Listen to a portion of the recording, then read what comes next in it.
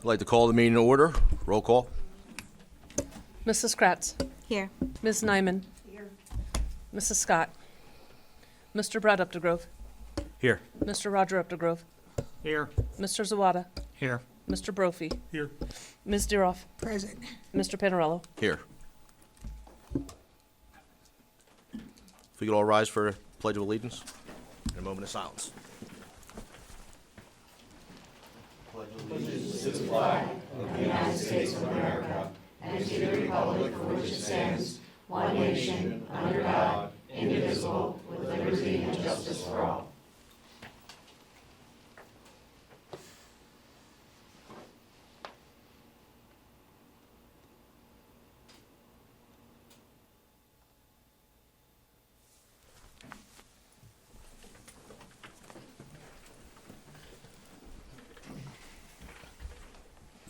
The Board of School Directors held an executive session prior to the June 10th, 2025 meeting. The topic was informational. The session lasted approximately 60 minutes.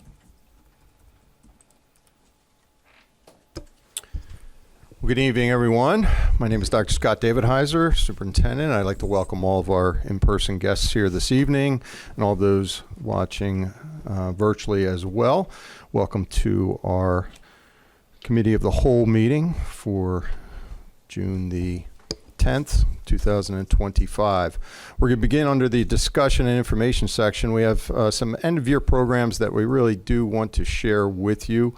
We have two different topics. One is a fishing rodeo that was held toward the end of the school year, and I believe we have Mr. Hauk here from Boyertown Area Senior High School, one of the assistant principals who also helps lead this initiative. And I'm going to turn it over to Mr. Hauk to share with you some special moments. Thank you. We've had the opportunity to hold the Special Needs Fishing Rodeo for the fourth year, I believe, since I've been here at BASH. This started, I believe, in 2022. So kind of in conjunction with the Boyertown Rod and Gun Club, Lester Luff, who runs the kind of the fishing part of the organization, along with, at the time, Stacy Thierry and Mrs. Torsha really kind of pushed to get this started. And since then, it's kind of taken off. Stacy Morton is the Boyertown representative that helps run this program. But thanks to Dr. David Heiser, Mr. Stout, I know Mrs. Bartman, Mr. Sparks, who support this. It's a pretty big initiative. We have over 20 students that were able to participate this year, along with over 30 members of the Rod and Gun Club. So this was a really nice event. And just have some brief pictures here of the event itself. So it took place on May 23rd. And some of our kids here in action. It was a little chillier this year. Last year was really nice weather, but it rained a lot before, so we were fortunate when it actually took place that it was actually dry for the most part around the pond.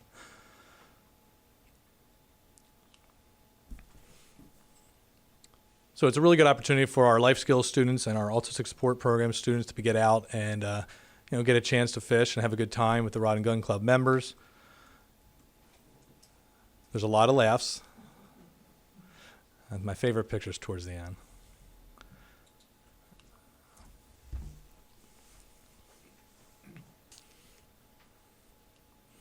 I think that was my favorite one there. But the event, the Rod and Gun Club goes above and beyond for this event. I mean, they stock the pond, they feed the students, they provide them lunch, they provide them T-shirts. Like I said, at least 30 members, and those are just the ones that are present there on that day to help support this event for us.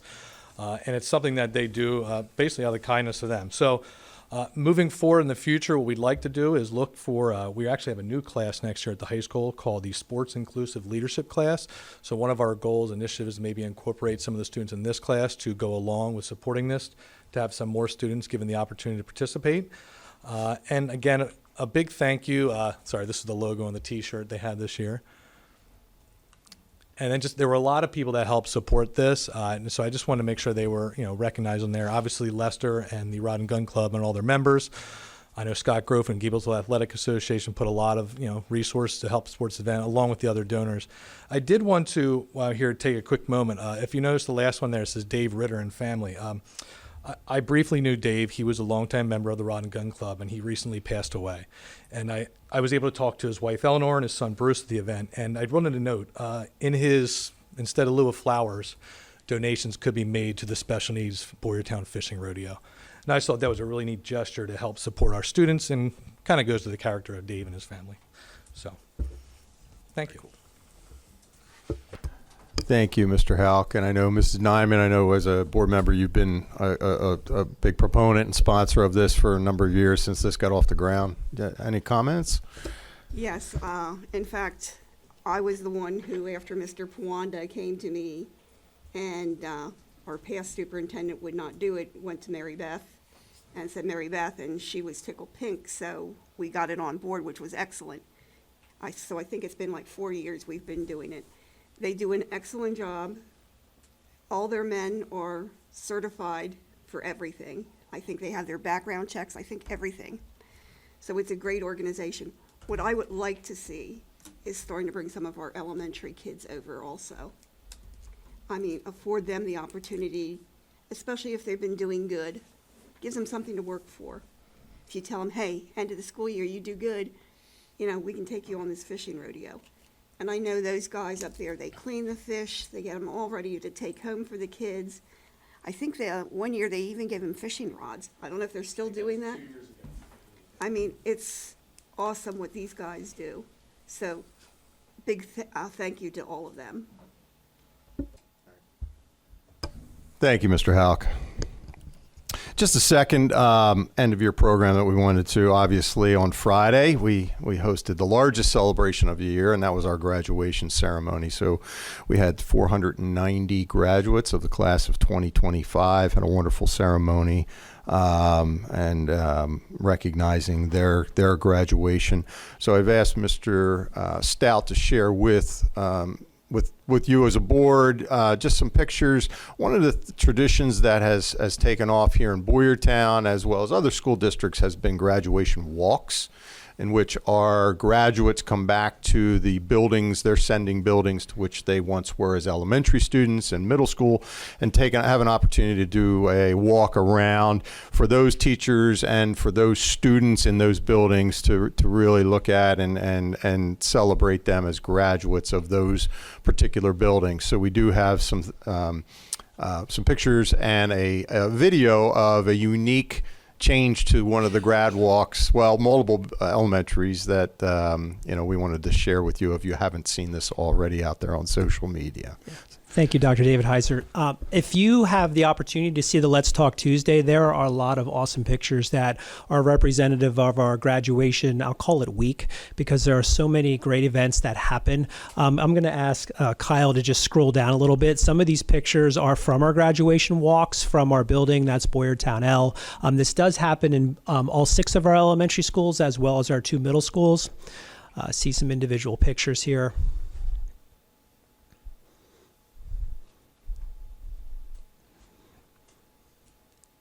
Truly the enthusiasm that happens in each of the buildings for not only the seniors to come back, but for our current elementary school, and you can stop right there, Kyle, our current elementary school students to see the graduates and see that kind of prestigious event that's going to take place, for them to actually have the ability to see that whole process is really cool. And the enthusiasm is truly a positive intensity. And on top of all of it, the teachers that truly have had the students that have been, I'll say, around long enough that when the students were in elementary school, they get to see them and they say, I know that face, that's Mike Stout. He was there so many years ago. So there are a lot of really cool moments that happen for our students and staff. It's been around for many years. It's been a tradition. I thank the process when we missed it last year, just because of the way the school year ended. We were able to resurrect it in a unique way. Maybe wasn't quite the same, but when a tradition needs to happen because you realize when it doesn't, then you know you've really got something in place. So one of the things that Dr. David Heiser was sharing was a twist this year. And of course, as you do events, you try to make them more efficient and maybe make a little a fun event out of that. So Kyle, if you can click on the New Hanover tab at the top there, at the very top, there you go, and then just make it full screen. Don't press play yet. So this is a really cool visual to see. It's 1 minute and 37 seconds. It doesn't have any audio with it. It's just the visual representation. So I'm not sure exactly where the idea got generated, but numerous elementary schools took this into play this year. So it is really taking our elementary school students and one time only morphing them into seniors. So go ahead and click play. Oh, it does have audio. Sorry about that.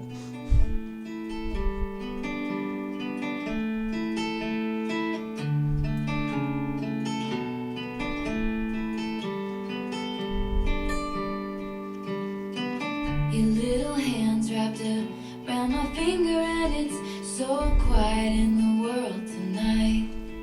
Your little eyelids flutter 'cause you're dreaming, so I tuck you in, turn on your favorite nightlight.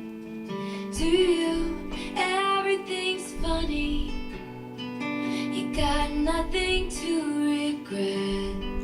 I'd give all I have, honey, if you could stay like that.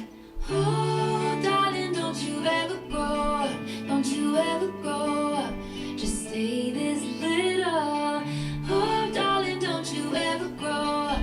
Don't you ever grow up. You can stay this simple. I won't let nobody hurt you.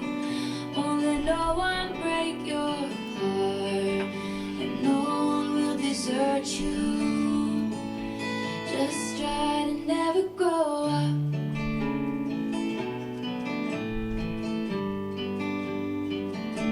And never grow up.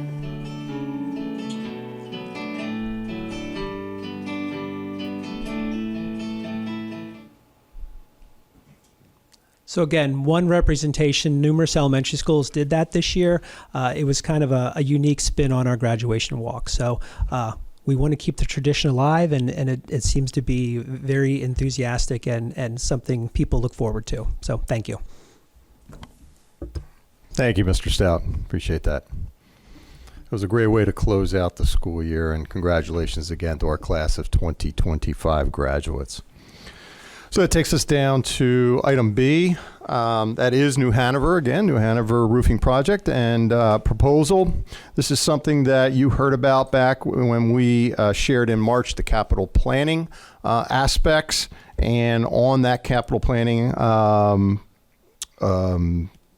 timeline was the New Hanover roof project. We do have representatives from Tremco here this evening, and we're going to ask them to come to the podium to share information in regards to this project at New Hanover.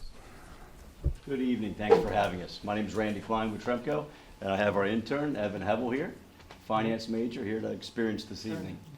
Turn the mic on. Oh, is it not on? Let's push it down. We good now? That'll help. Sorry about that. Did you hear me? Yes. Okay.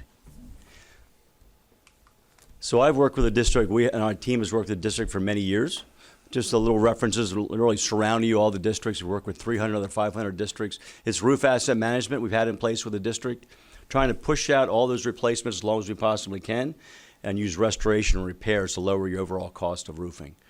We've been watching New Hanover for quite some time. I was involved in a project there probably about 15 years ago. We did a replacement on a section. It's under warranty until 2035. The bulk of it is the foam roof, the sprayed urethane foam roof. And we've been tracking and chasing leaks. It's currently leaking right now. We're trying to hang on to the project. You'll see a scan that was done in 2022. We've done several scans on the roof. The most recent one was 2022. And all of the red marks that you can see there are wet marks that are in the system.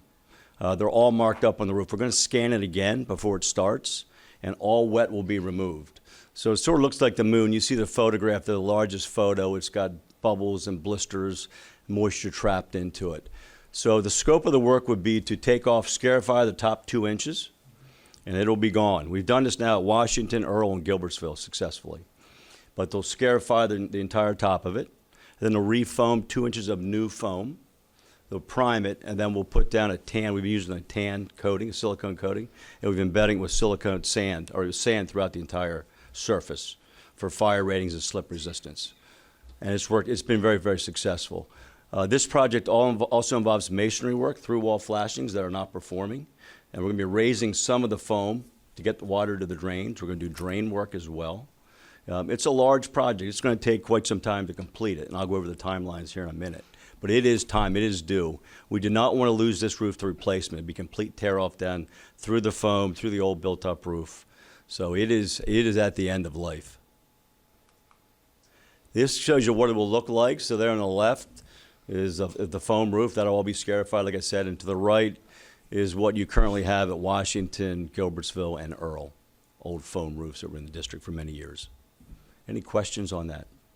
So, depth-wise, when you're doing your check, you're saying 2 inches down is far enough to get all the wet material out from underneath? Well, we're scarifying where it's dry. Where it's wet, we go the whole way down. Okay. Yeah, and we'll be up there with moisture probes, and we're gonna do another nuclear. The one that you can see here, it was spread out pretty well, but we know that's grown. So we'll have somebody up there watching it with moisture probes and so forth. So You will go down as... we'll go the whole way down until it's completely dry. Okay. But as a basis, the first 2 inches is coming off. Okay, thank you. Good question. Yep.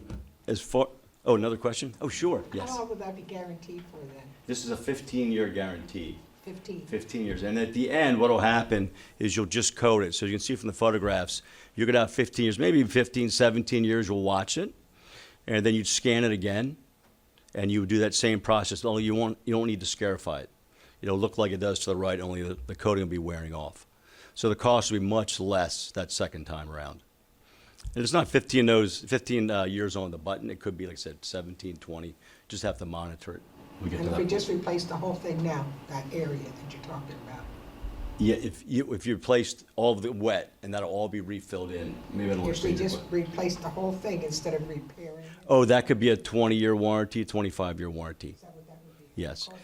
Probably be about 2 to 3 times the cost. You have an old built-up roof underneath of it, so it would be a nasty tear-off down to that deck. The cost of this project, as they have recommended, is about 1.74 million. So the full tear-off would be 2 to 3 times that. It's a large area. Any other questions on the scope? So the timing of it, we're here tonight presenting, and if it's approved on the 24th, we're going to need to move quickly. It is disruptive. It's noisy. So we know that we have to be finished with the scarification, the wet removal, and want to get that foam back on top. If you've seen it, they're in white, they got masks on, respirators. So it's a little scary looking. That's just to protect the people spraying it. We can't do that when the students are here. So we've been talking to JJD, they're the local contractor, to be doing the work. They're planning on bringing a big crew in here. They've got to get the disruptive work done before the students are back.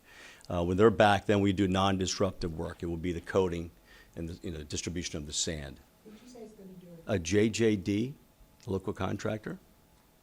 And they have done all of the work. We have looked, there aren't that many foam applicators out there anymore. You're one of the few districts that still has foam in the district. And I will say that we were concerned that we would not be able to restore them, and we would be replacing all of them. We did Washington. It worked extremely well, and we've continued with your other buildings. But it is temperature restrictive, so the plan is to get as far as we can into probably the end of October, and then it's 40 degrees and rising. All bets are off when we hit the end of October. So we would shut it down if need be, and then pick it up in the spring. But the plan is to complete it this year, before the end of the calendar year, or really the end of October. What is the total time you're looking at, start to finish? They're going to try and double crew it, so it depends. Probably a 3 to 4. It's a 4-month project, really. Okay, that's weather dependent also. That's weather dependent. So if it's windy, they can't spray. If it's raining, if it's so much humidity, it's really restrictive of when you can spray that new top coat back on. Okay, so you're only planning right now one shift only, correct? Yeah, right now they may scarify. They've been pretty aggressive in the past, working weekends. They've really gone at it hard. They know they have a timeline, so they'll put a lot of men at this and hit it hard. So they are open to working extra hours to try and meet a time Yes. schedule? Yes. That meets the school's needs? Correct. And then we would plan to be weekly meetings, so we'd be having weekly meetings. We have somebody on site. So if we find that we're going to be up against it with rain, if we end up with the month we just had, we don't want to scarify and get stuck and not be able to foam it. So we'll be watching that, and that'll be a weekly, part of the weekly progress meeting. Okay. We don't have any activities at New Hanover over the summer. Nothing's in that building. I don't believe so. I don't believe so. Yeah, and we'll have somebody there, you're gonna make sure it's coned off, but you really don't want many people in that building when that destruction is going on. Any other questions? Thank you for your time. Have a good evening. I would just like to add that when we're working with Tremco, as the district has had for many years, we do rely on them a lot for the following school code. They do a tremendous job at following prevailing wage, protecting us from any bid requirements, any of those things. So beyond just looking at a roof, helping us with that plan, they are following school code completely, and we don't always see that with contractors that we deal with. So that's one of the true benefits of having this long-term relationship with Tremco. And that's on the chart already, to be expended? Or which account is that taken out of? Or has it already been? Capital reserve. Has it already been taken out? It would not be taken out until it's spent. That's in the assigned capital reserve already. Were the other roofs on there? Don't To do believe this so. year? Thank you. Okay. Thank you for your Did time. we put this out for bid at all? We followed a competitive state contract, so we did not have to go out to the public bid. We used an alternative means.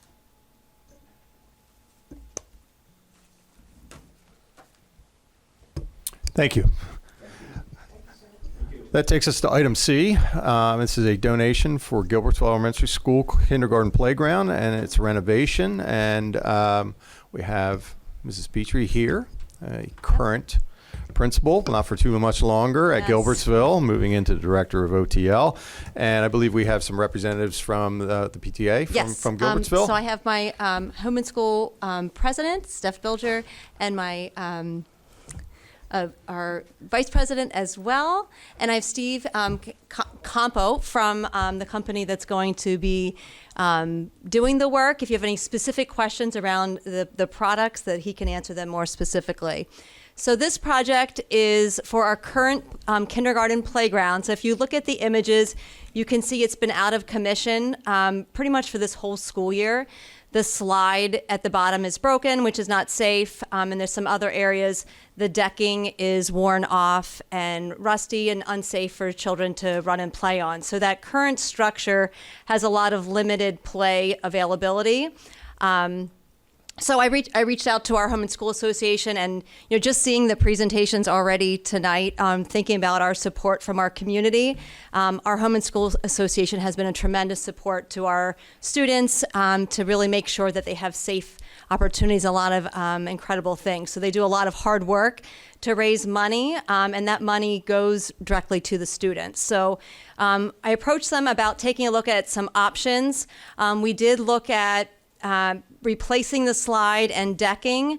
The company that we had worked with for this initial product, the cost to do that was not far off of completely replacing. So we talked about what's the longevity, what's the plan, and we reached out to Steve, and he shared a lot of really great things.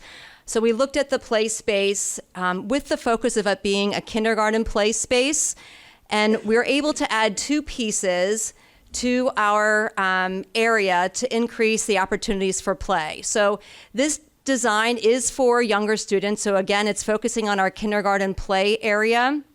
There's a lot of imaginative opportunities, things for them to touch, move, hide in the tunnel and the little house, to just do a lot of different type of imaginative play. We still have another structure at Gilbertsville that has a slide and some climbing things on it. So this would be adding 2 different types of opportunities for the students on our playground. The play capacity is 22 students between those 2 items, which is about a kindergarten class size, in addition to the extra space that students would be able to play on. So when we looked at the cost analysis and the process, the plan at this time is to have the removal of the existing structure done by our maintenance department. The purchase of and installation of the new equipment is $38,000, and that donation is being completely funded by our Home and School Association. And one of the pieces, and if you have questions about it, I'll let Steve answer more specifically, that really led us to this decision was their warranty. So they have a protection plan for a 20-year full warranty. So part of my recommendation to the next leadership at Gilbertsville is regular playground checks to make sure that there isn't a little crack somewhere or something, going on with the play equipment out of normal wear and tear of playground equipment. But under that warranty, that piece would be able to be replaced. And then that warranty for that piece, if I'm remembering correctly, Steve, then starts over again. So let's say we had to replace something on that equipment, that 20 years would then apply to that new item that got adjusted if there was normal wear and tear on the product. So as a group, we really felt like it was the right direction to go in order to expand the opportunities for our kindergarten students in their play time. Is there any questions about the... Yep. Okay, you said this is for the kindergarten. Correct. I guess my fear is, can anybody else get into there and be using it that could damage it for Gilbertsville? Yes, that's a great question. During the school day, kindergarten students are the only ones that use that play facility.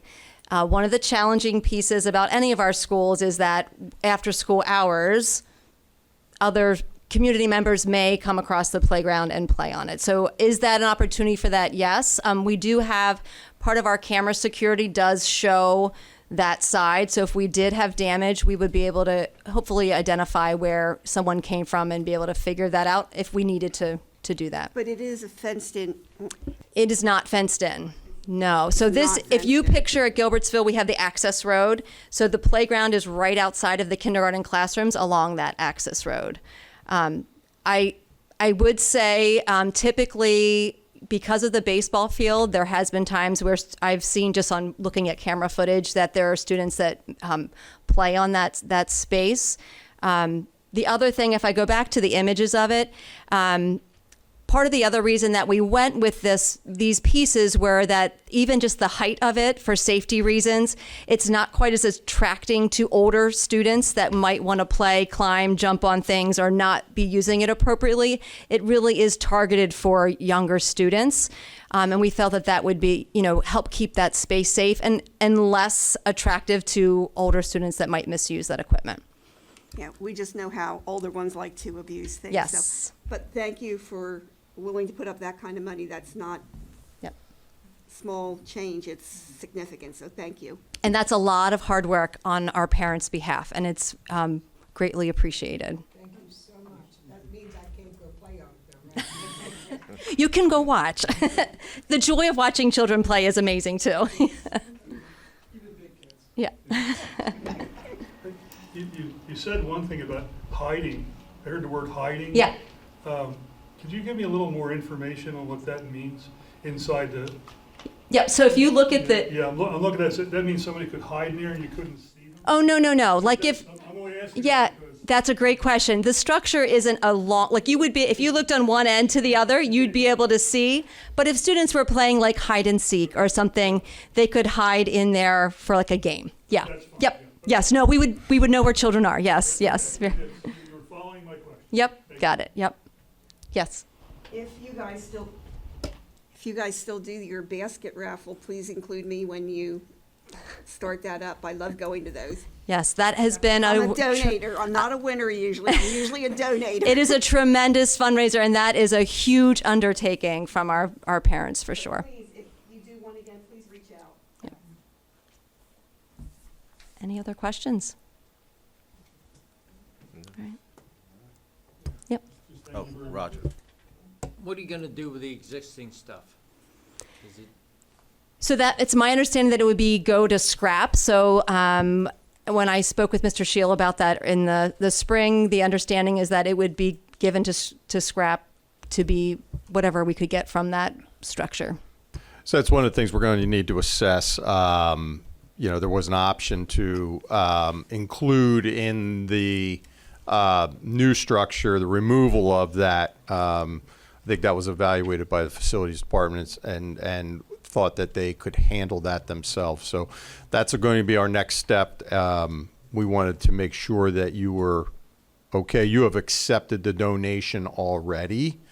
You've approved the acceptance of that $38,000, and we wanted to make sure that this equipment could be shared with you. The next step now will be for us to get with the facilities department to work out an evaluation to see whether they can truly handle that and dismantle that safely and move it off, which sounds like to go to scrap, or if that needs to be something that we need to bring somebody else in order to handle and manage and so forth. Mr. Shield, I think at the time when this was being talked about a few months ago, felt like facilities could handle that. So, I'm pretty confident that is, and it's just a matter of where do we work that into the schedule. Some of that's going to be timing on when the equipment is going to be able to arrive, and maybe you want to give a little indication to the board when that could happen, because we'll work backwards from that on the dismantling, because if we have to start the school year and the, with that still in play, then we're going to have to work around that a little. Steve, can you answer the lead time? Steve, Yep. can you step to the Yep. microphone? So currently our lead times, beginning of the year, our lead times are about 5 weeks. So we're pretty much industry leading as far as that goes. But as we all know, every school district wants their playgrounds done from July 1 to end of August or school starts. So we're currently about 10 weeks out right now, but we expect that to start dropping somewhat rapidly. So maybe it might be 8 weeks by the time we place the order in the next week or so. And then once we have a ship date from the manufacturer in Wisconsin, they'll tell us when it'll be ready to pick up, and it's a 2-day ship to locally. And then we will schedule our crews to install once it arrives, and we'll have to coordinate that with facilities to make sure that the area is clear for us to do the installation. So we'll have some time. Okay, good. That'll give us time to work out a plan with dismantling the current. Mr. Upthrow. How do you plan on fastening that on the ground? Is it footers, or is it something that? Questions I can't. Yes, they are footers. So every piece of equipment will have footers dug, as we have or we will be doing over at Boyertown Elementary School this summer as well. So we will move the existing mulch to get to subgrade, and then we'll install footers, build that base up, and then put the mulch back. And then Scott said he would top coat it, whatever was needed. To her point, the fall height is about 5 feet max, so it just needs 5 inches total of engineered wood fiber. Thank you. Any other questions? So the area that you're taking the other playground equipment from that's faulty, what's going to be there? This new stuff is going to go in its place. Oh, I thought you were moving this, okay. I'm trying to visualize that. Yeah, so we evaluated the space, and given the use zone of the equipment that's going to stay, we knew how much additional space we had to work with. So that's why we picked out these two structures financially, but also to fit safely in the play area. So we were according to specifications and certifications. So there is some going to stay? Yeah. Okay, I was getting confused, I'm sorry. Yeah, I can just clarify. So we currently have 2 structures, and I apologize, I don't have a picture of. Can I scroll up just a little bit, Mr. Stout? Yeah. So this is one of the structures, and if we were facing it as you're looking at it, to my left is another structure that's not being taken down. So there is another opportunity for play, but that's like a climbing. For the higher grades. No, that's still kindergarten. It's all just a kindergarten space. So our upper playground, or our older 1 to 5 playground equipment is down on our lower side. So if you think about our loading dock area at Gilbertsville, there's 2 larger spaces for the upper grades to play on. So they don't play in the same space, to give kindergarten kind of their own area. Because which one's near the butterfly path, or isn't that there anymore? That nature trail is there, but it's very nature filled right now. That is the upper grade playground. Yep, that's down along kind of like the swampy area of the fence. I'll ask, because Mr. Stout was looking for something to do this summer. It's a very natural environment down there right now. Yeah. Well, thank you, Mrs. Petrie, and I thank you, Gilbertsville HSA, for your wonderful donation. Thank you.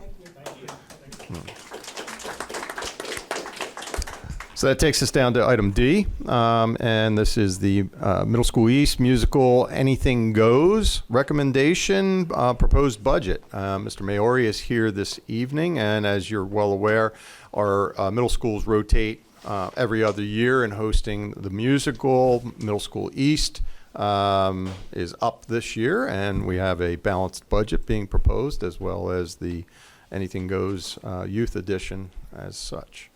If there's any questions, Mr. Maori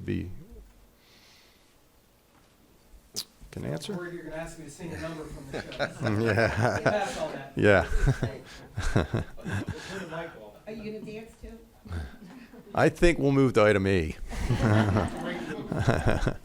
All right, item E, the 25-26 food service fund budget presentation. So I'm going to invite to the podium our Director of Food Services, Mrs. Cheryl Clinton, just to give a brief overview of the budget for the 2025-26 and some aspects of our food service program.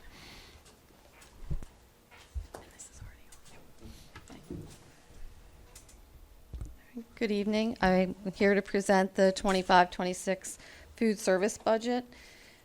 Part of the agenda tonight, I'm just going to share a food service overview, a brief explanation of what the school breakfast program and national school lunch program are, our student enrollment and personnel numbers, the number of meals that we have served this year, and then move on to the 25-26 budget proposal to include revenues, expenditures, and recommended next steps. Okay, so for our overview, the National School Lunch Program and School Breakfast Program, they're federally assisted programs that operate in public and non-private residential care institutions. Both programs are administered at the federal level by the USDA Division of Food and Nutrition, and at the state level, they are administered by the local education agencies. So we have an annual agreement with PDE to operate as the local school food authority. Who can participate? Any child at a participating school is entitled to purchase and be served a meal through the school breakfast program and national school lunch program. The nutritional requirements for the school breakfast program and national school lunch program must meet applicable recommendations of the dietary guidelines for Americans, and they're designed to ensure that students are well nourished and ready to learn when they're in school. The meal pattern for school meals includes fruits, vegetables, whole grain rich foods, meat alternatives, and milk. The meals that we serve are also limited and restricted in sodium, calories, saturated fats, and trans fats. And additionally, coming up in the 25-26 school year, there are going to be additional limitations for added sugars in foods. How does the USDA Division of Food Nutrition and PDE assist schools participating? Schools are supported by receiving a cash reimbursement for each breakfast and lunch meal that's served in compliance with the established meal patterns and other required guidelines. A quick overview of enrollment. This enrollment number is slightly different from the enrollment numbers presented as part of the regular budget. These students do not include our dually enrolled students or homeschooled students, and it does not also include our students that are placed outside of a school within our district. So you'll see our elementary student enrollment, secondary, and we do have 3 pre-K count classrooms, 2 at the Washington Elementary and 1 at the senior high school. Our total employees at this time is 66. And you'll see the breakdown of administrators, 1 full-time support staff. We have 9 managers, so they're the 10-month support staff, and we have about approximately 55 part-time support staff. And we do have a contract with Kelly Services for approximately 5 cafeteria substitutes. and moving to bring in some substitutes back under the school district umbrella. This is just a total of our meals served, and this was as of May 31st. To finish out the year, I do have, just through June 6th, I do have updated numbers for that, just to give you our totals for the year. Our breakfast meals total served was 221,284 breakfast meals across all 9 buildings. And lunch meals, our total was 503,148. Okay. And then moving on to our proposed revenue. Our local revenue is comprised of those categories on the right: student meal sales, student a la carte sales, adult sales, catering sales, and interest. The second 2 numbers represent the funds that we receive from the state and federal government for our claim reimbursements for the meals that we serve. The local revenue includes a 5-cent increase in lunch prices at all levels for the upcoming school year. Okay. And then proposed expenditures.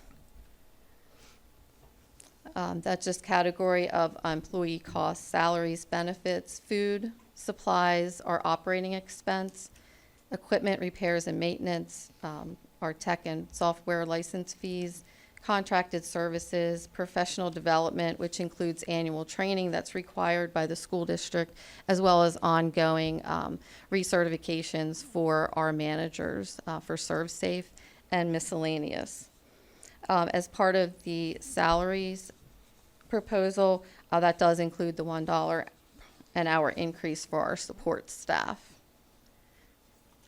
And you'll see on the chart that the majority of our expenses go to salaries, and then food costs, and then employee benefits. And just a breakdown of our food service budget, the fund balance, as of, the numbers are there as of June 2024. Non-spendables include a supply chain allocation that was received by the district from the state and federal government, and that some of that is what is being paid down over this rest of this year. And then meal account balances that remain with the students from one year to the next. And then just looking down further, what the projected fund balance will be as of June 30th this year, and our non-spendable committed and assigned expenses moving forward. Okay. And the next steps here this evening to make the presentation for the budget, and then on June 24th, move to adopt for the 25-26 school year. Does anyone have any questions?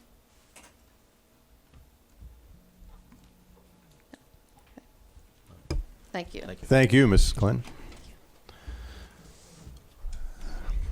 As Mr. Hahn refers to it often, Cheryl runs 9 restaurants here within the district on a daily basis, serving multiple meals every single day. So well done, Cheryl. Thank you. So that will be placed on the agenda for your consideration in 2 weeks. So our item F, 11th grade government and economics online textbooks presentation. With us this evening is our secondary curriculum supervisor, Mrs. Town, and she's here to share with you some recommendations of some open source textbooks and adding to our government and economics classes. So I'll take it away, Ms. Towns. All right, good evening. Tonight we'd like to recommend the adoption of 2 new online resources for the 11th grade government and econ classes for approval at the June 24th meeting. So the reason why we're looking at this new resource, as you know, the state of Pennsylvania has adopted new personal finance standards, and at the same time, they also updated standards for economics, standards for FCS, and those related areas. So with the new standards coming from the state and the need for additional horizontal alignment in the government econ class, we're looking to implement this new resource, these new online textbooks, to really create that consistency and also to meet the new economic standards. The implementation of those standards would be the 26-27 school year. So with your approval, the teachers will begin really that alignment work. They've done some initial alignment work, but they will really dive into that over the next school year to ensure that it's a resource that's meeting the standards and the expectations for that course. The really wonderful thing about the resource that they found that was aligned is that it's an open educational resource.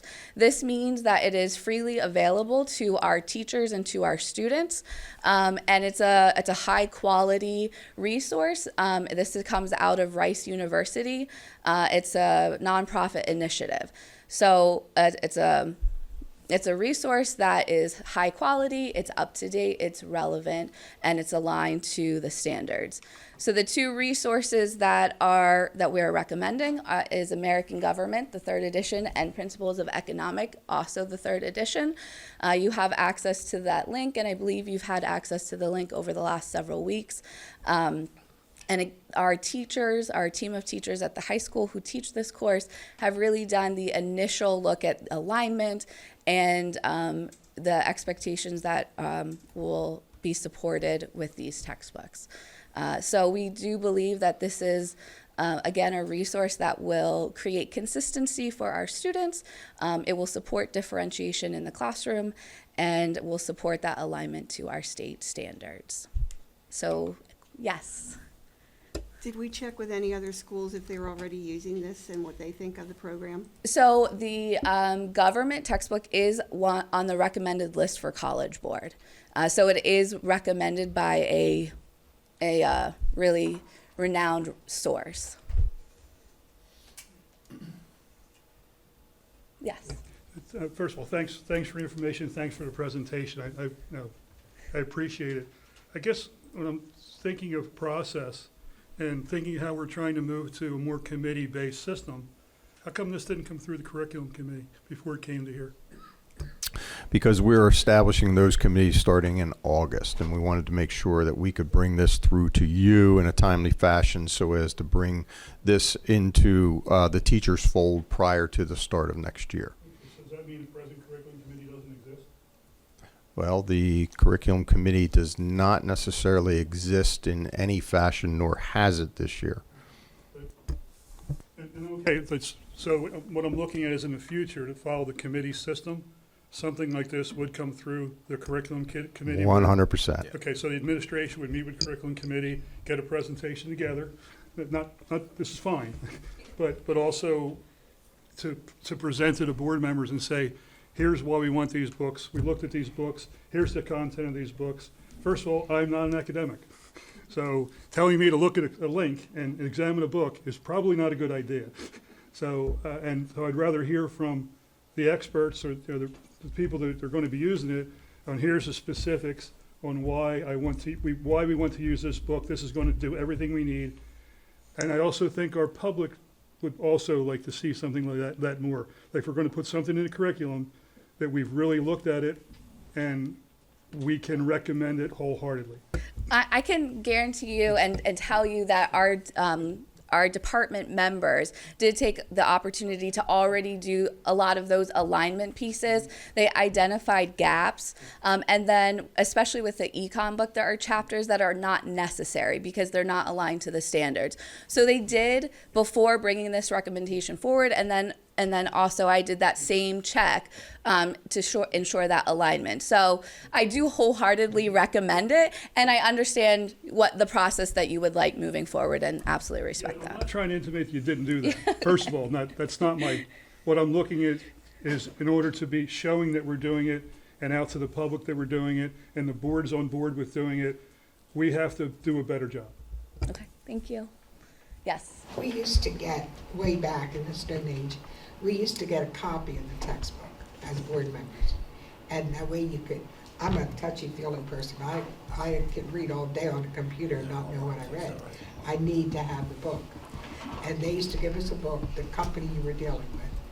And we'd have it for a couple days or a week or something and give it back. I'm not looking for free books.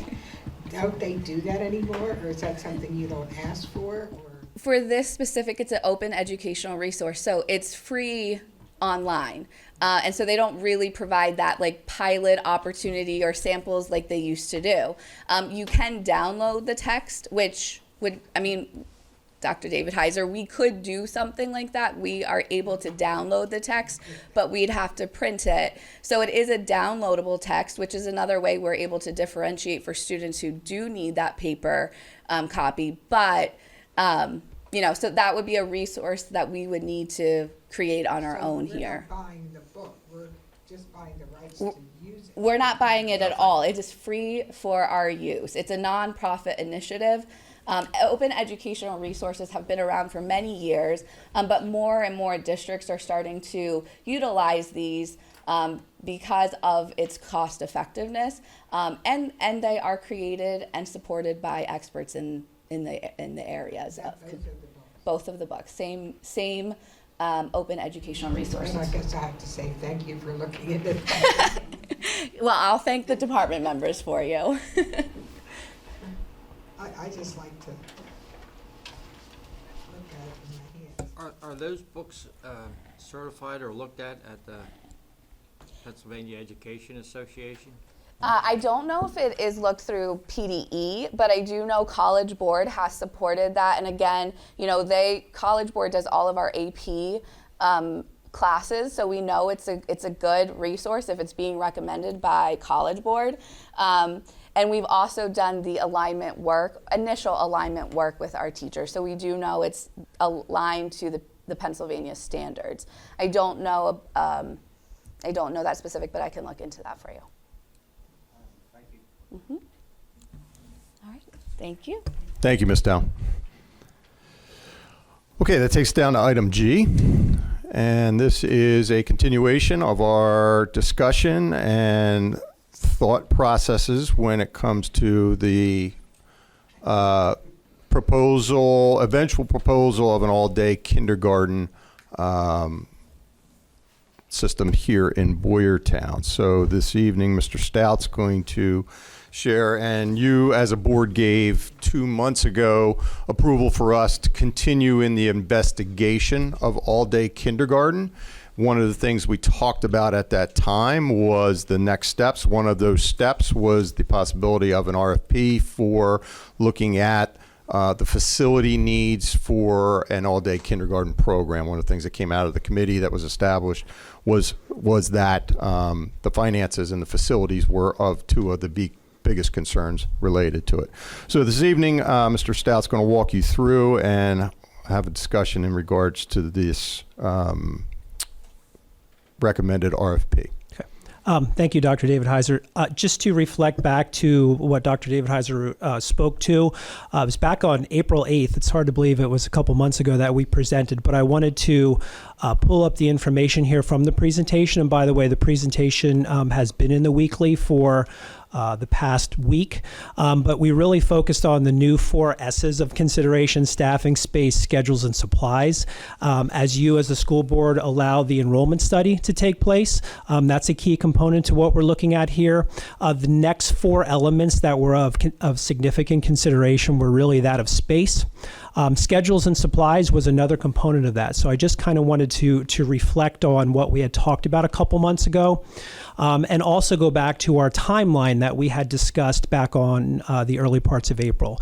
So I don't need to read this to you all verbatim, but we're trying to stay as close to our timeline that we presented to you. The enrollment study really is moving forward, and the information will come back from that to really give us key statistics to look at our enrollment across the district, across our 6 elementary schools in the Berks and Montgomery County sides.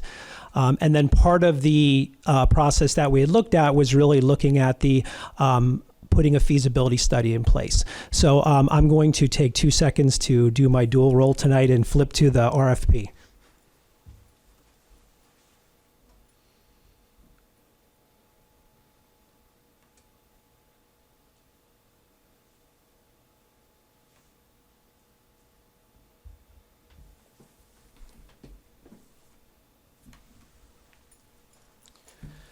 So you have had this RFP in your weekly packet, and I just want to highlight this is an RFP that just follows a typical protocol that we would go through when we're looking for a request for proposal.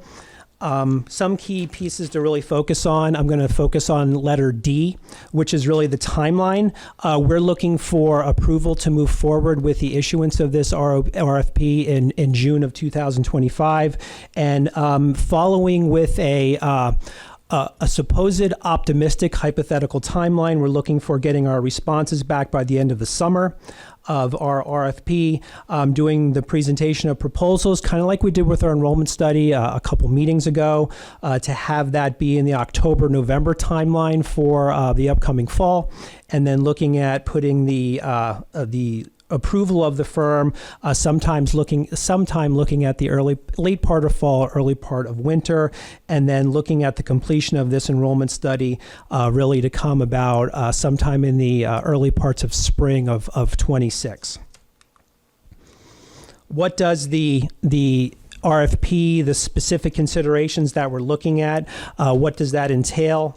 And I'm looking to section 1, the basic services. There's a lot of information in this RFP, but just to kind of give you an outline, and if we look back to what we talked about in our kindergarten, all-day kindergarten committee structure, we'd look at stakeholder engagement. We would also be looking at our facility assessment, which I think is super critical. As we talked about, do we have the capacity within our current structure of our buildings to be able to support all-day K in all 6 elementary schools? We'd be looking at this RFP and the study to be conducted to have our operational impact, the assessment of that, the impact of transportation, food services, scheduling, staffing, and other operational aspects. The financial analysis, which obviously is a critical big part of this process. What is the detailed financial analysis outlining the estimated costs associated with this particular process?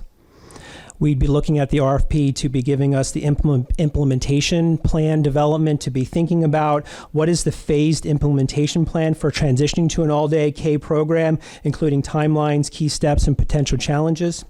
We'd also be looking at having a comprehensive report come out of this feasibility study, and that would give us the written report summarizing all of these findings and having a summation of all of the information, and then finally a presentation to the district based upon the information that would be compiled by the firm that would be decided by the school board to move forward with the feasibility study. So it is a very comprehensive look at taking our enrollment information that would be coming from our enrollment study and then compiling that with a feasibility study to not only look at what are our trends across the district from an enrollment perspective, but also looking at the feasibility for us to be taking into consideration utilizing all-day K, which you gave us the thumbs up to move forward a couple months ago with the next steps. In my mind, without some of this critical information, we would be making an uninformed decision based upon what we could or could not do throughout the district and the obvious significant financial impact that the board would commit themselves to doing and moving forward. So that's what we have with our RFP proposal.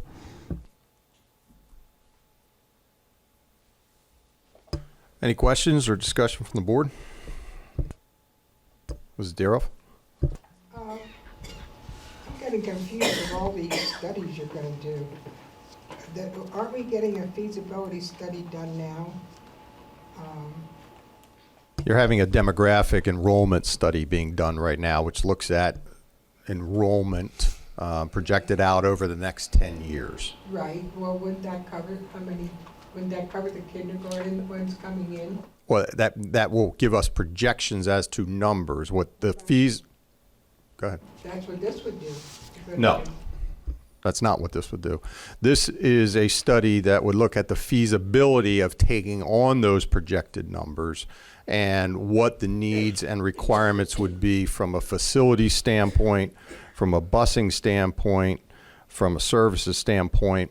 So it's really looking at, do we have the capabilities of operating a full-day kindergarten in the physical environment to which we currently have? And if not, what are the options available to us that would make that possible?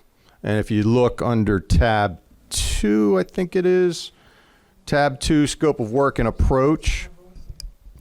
It's tab 2 written in the document.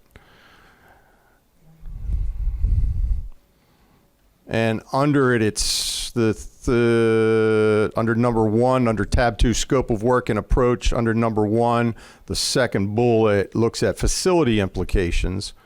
And it talks about how will you assess the current facilities and identify potential space needs, modifications, or additions required to accommodate a full-day kindergarten program. Consider a minimal of 2 to 3 options to fully utilize all district-owned facilities, including reorganization of grade level configurations if necessary. So it's asking them to look at the facility. It's asking them to look at the operational when it comes to food services, when it comes to looking at scheduling. So it has more than what you've just already approved for an enrollment study. The demographic study just simply looks at numbers of students expected in the district throughout the next 10 years. And it breaks it out in a variety of different ways by grade level and totality, et cetera. Well, we already know we don't have the space.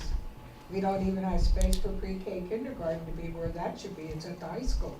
Well, it's partnering with, and that's why we are recommending to put a request for a proposal out there to have experts in the field that look at this to determine, based on the number of buildings we have, the spaces that we currently have, are there things there that we are not seeing or that can be modified in order to allow for an all-day kindergarten program to take place?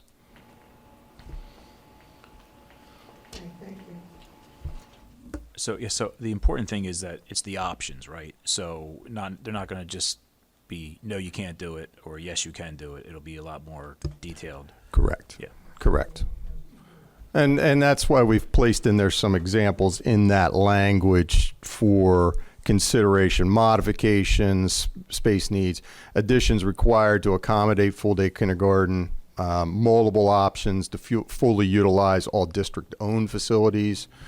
One of the things that is in the district, and the district has partnered with Berks County on, has been the Pine Forge facility in the elementary building there. That is a district-owned property. So, I assume that if you were to move forward with looking and partnering with an organization to do a feasibility study for the sole purpose of all-day kindergarten planning, that that building would have to be taken into consideration if you so chose it to be when looking at it, since it is a district-owned facility, and whether or not that continued partnership to rent it as a space or to utilize it as your own space and inclusive of that. So those are some things that you'll need to consider, and I'm assume that any organization that would bid on this type of project would be certainly looking at all angles and facilities available.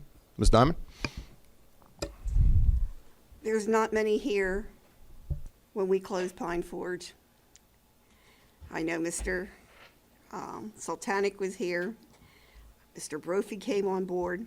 Mrs. Diroff was here, I believe, at the time. I was here at the time. You want to bring back Pine Forge and take that away from the BCIU, I don't know that I would want to be sitting in your seat. So, Hold on a second. With the carrying on that we had, and we couldn't use it for our students, that they were going to close it, and we had to downsize, and now you're talking about possibly bringing that back and redoing our district. I think you better think long and hard before you do that, because you're going to have a lot of people that you don't possibly want on your bad side. Well, I appreciate the commentary with regard to that, but my job is to make recommendations as to how do we make continuous improvements inside of this school district.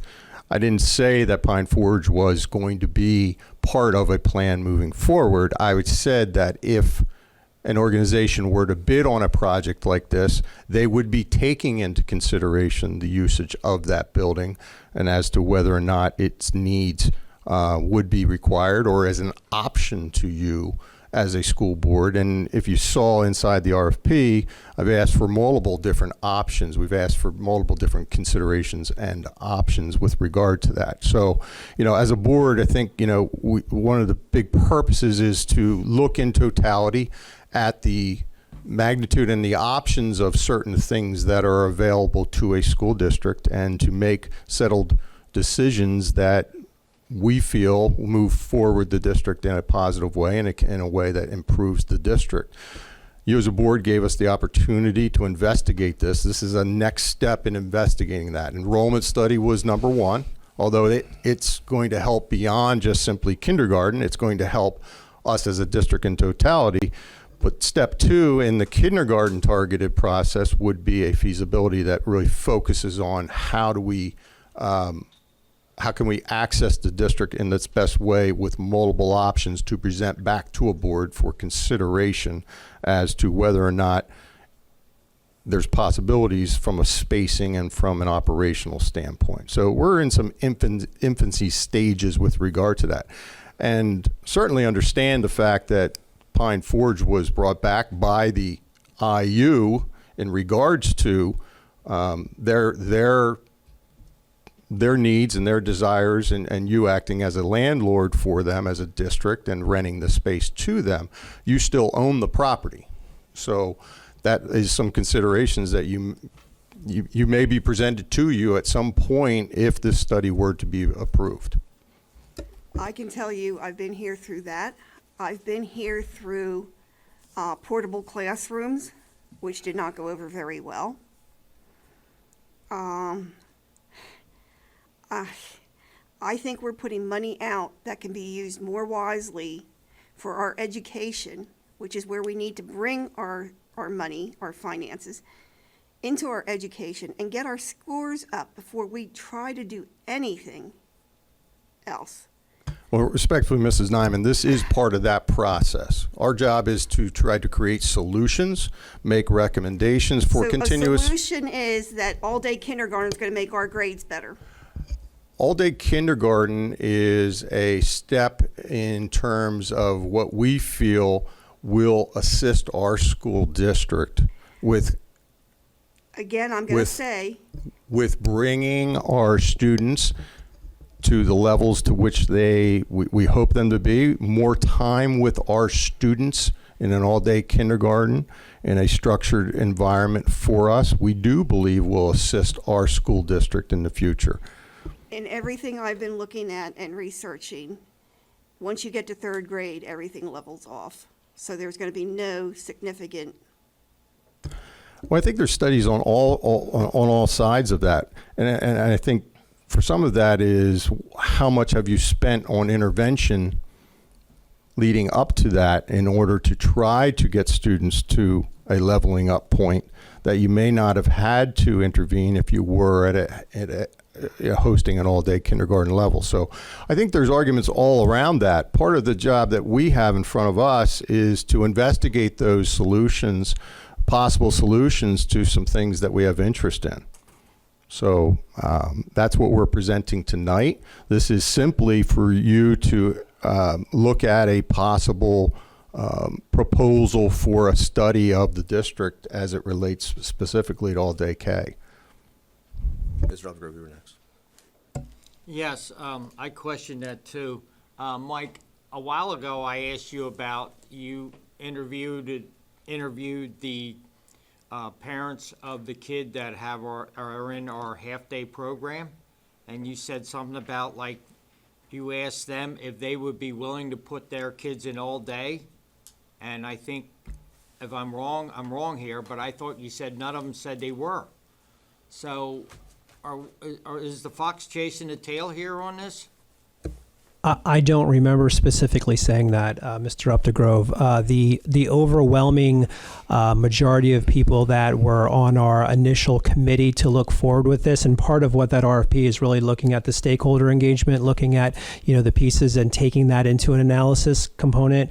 They wish it would have happened multiple years ago. It wasn't something that was something they were resistant against. There absolutely will be families that would be looking to continue a half-day environment, but it seems to be that is where they, the community in general and our staff specifically want to move towards all-day K, for all the reasons Dr. David Heiser made mention of. You indicated staff and not our residents? No, I said residents. We did not put out the specific community survey. That's part of what our this RFP would be about, is really looking at the whole big picture with respect to that. Truth be told, there are many issues in the start of a school year with parents with a half-day program trying to find childcare and how to support their students for the second half of the day. And we work very diligently to try to provide them some resources to be able to do that. So while the minority of our community population would be in favor of maintaining half-day K, the part of it that is the extreme piece would be the majority would be more than satisfied to have an all-day K environment. Quick question. First of all, the use of minority and majority is very subjective there. It could mean anything. But aside from that, Mrs. Nyman and Mr. Updegrove bring up a very, very valid bedrock point. Has anybody where's the outcry coming from to have all-day kindergarten? Because I'll be honest, I have not heard it. I have not been questioned by anyone or approached by anyone to say, why don't we have all-day kindergarten, when are we going to start it? So the fox chasing the tail is one way to put it. Another is we about to spend money to do something that the majority or minority, I don't know, whichever it is, that the people of the district really aren't looking for us to give them, whereas we do know they're looking for us to give them better test scores, especially in the upper grades, which that doesn't address that in any study I've seen. As a parent with kids currently in pre-K, actually just graduated. Congrats, Vincenzo. I've had plenty of parents come up to me and go, how come we're the only school in the area that doesn't have full-day kindergarten? So there is an outcry. Maybe not beating up your email or people in your age group, but people in my age group and definitely younger have certainly. I represent everybody. Oh, I know, but that's why they're not coming to you then, maybe. Maybe it's going to fall on deaf ears. I think what we're doing here with the feasibility study and with us wanting to move forward with the RFP, I think this is something that you need to do to find out if this is even feasible, if it is at all, and what the cost would be. And we have to go through every single thing to figure out exactly what's doable, because we owe it to the stakeholders. We owe it to the stakeholders to do what they want. And what they want is higher scores and better education on the higher grades, going up from 4 to 8th. And that's not what we're addressing. In fact, I don't know what we're addressing.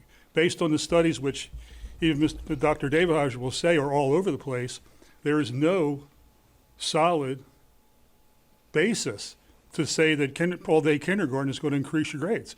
It's a subjective. There's nothing objective. And you're now saying I'm going to spend money to do something I really don't know if it's going to work or what it's going to do. And that's exactly what we're doing here. Yeah, I mean, has there been an outcry? Dr. Davis, you received an outcry on? Go ahead. So there is an outcry on Facebook and all of the moms groups. But what I would wish That's a real for thing. is that parents that want full day kindergarten or have any kind of opinion would reach out to us in a more formal method via email or coming to board meetings and speaking out. I think we owe it to the public to explore every and all possibilities, to look at the options, and then we as a board can decide what the best course of action is at that time. And at the same time, I wish the taxpayers would speak up. Everybody should speak up. Anybody can, on Facebook, can comment. It doesn't necessarily mean it's somebody from the Boyertown School District. So I hold no value to that one.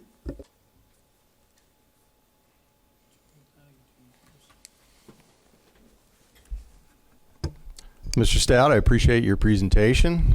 We will bring this forward for your consideration at the June 24th meeting.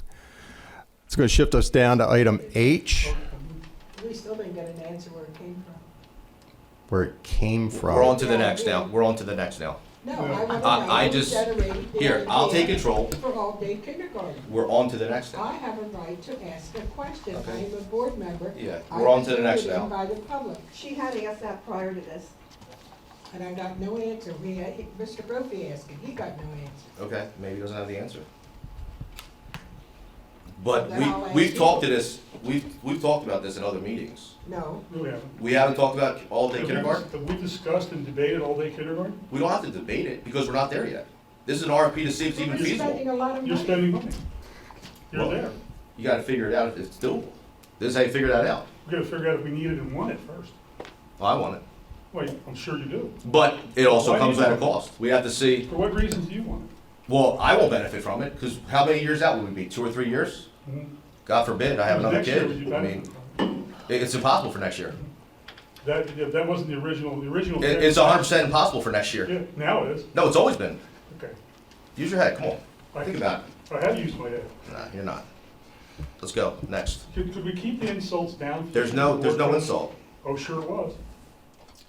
All right, brings us to item H. Mr. Stout, I'm just going to have you review for the board a memorandum of understanding for delivery of our virtual instruction for 25-26. The district has had an MOU with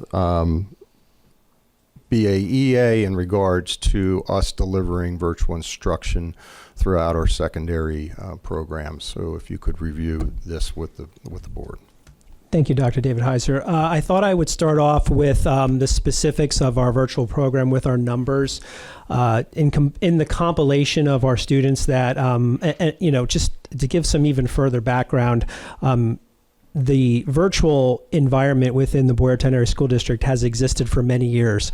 And each year we try to, tweak it to make it more efficient and effective to meet the needs of our students, specifically since the pandemic and the need to provide that kind of alternative opportunity for our students to learn has been absolutely critical. So when we look at our numbers that were for this particular school year, and I don't have a presentation for this because I'm just going to share the information, the true memorandum of understanding was in the weekly, and it's on the hyperlink for the on-board docs, but we supported approximately 139 total students this particular year in our virtual platform.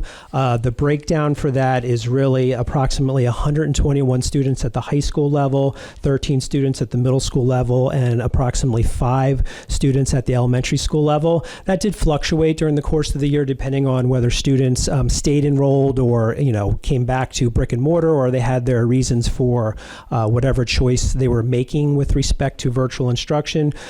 Just to talk about to the board what kind of savings that we have and what is the overall cost. I thought those were good numbers to share with you tonight. So I am very optimistically giving a low number with respect to the cost that we have for outside cyber students if they were to leave our environment. I targeted at $12,000 per student. If a student has special needs, it could be upwards of $20,000, $30,000, $40,000, $50,000. So I just took all 139 students at a $12,000 cost. The total cost for that would be about almost $1.7 million is what we would lose to the outside cyber institutions if in fact they were no longer with us. The total cost with the MOU that you've agreed upon for the past few years and with this year's cost based upon the numbers would be approximately approximately $424,102. So if you look at the difference between those two numbers, you're looking at a $1.3 million savings by us running and operating our own virtual platform. And I can tell you that the $12,000 is a very conservative number to put out there for our virtual numbers. So when you look to the next board meeting and we put the MOU in place for the consideration to be approved and continuing operating our virtual platform, this is absolutely an opportunity for us to have a pretty significant cost savings if we were to lose our students to an outside cyber institution. So the MOU is there in front of you if you have any specific questions about that. And by the way, to speak to that, one of the very positive things that the majority of what we provide in our virtual environment is our own Boyertown Area School District teachers teaching our students, which is, I think, a very positive piece of supporting our students virtually. Any questions? Ms. Diamond? We would stay with the teachers that we already have doing our virtual learning. That's a great question. For the most part, for the past, I'm going to say X amount of years, our virtual teachers had stay pretty consistent, but every year there might be one or two teachers that don't want to do it anymore. And then we provide a little bit of training. And in the MOU, there's specific criteria in there to give them a little bit of time supported by an hourly rate, our curricular rate, to train them in what that virtual platform looks like. But for the most part, our teachers have stayed pretty consistent over the years. We're not going to use an outside firm, though. It's going to stay with our teachers. We use an outside firm for the curricular resource. We use Accelerate Learning, which is a platform that many outside cyber institutions utilize from an instruction, from a curriculum perspective, because we wanted to make sure we provided an environment that really is competitive to what they would receive in an outside environment. But the big difference here is that our teachers are the teachers behind the scenes supporting the students in the platform. And what is the cost for that?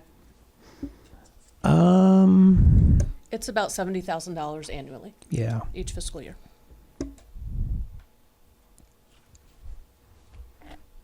So to Ms. Denicola's point, the $424,000, that is the cost for the total students. If you subtract $70,000 from that, $370,000 is paying the MOU stipend that is agreed upon for our teachers, and the $70,000 would be for the curricular platform.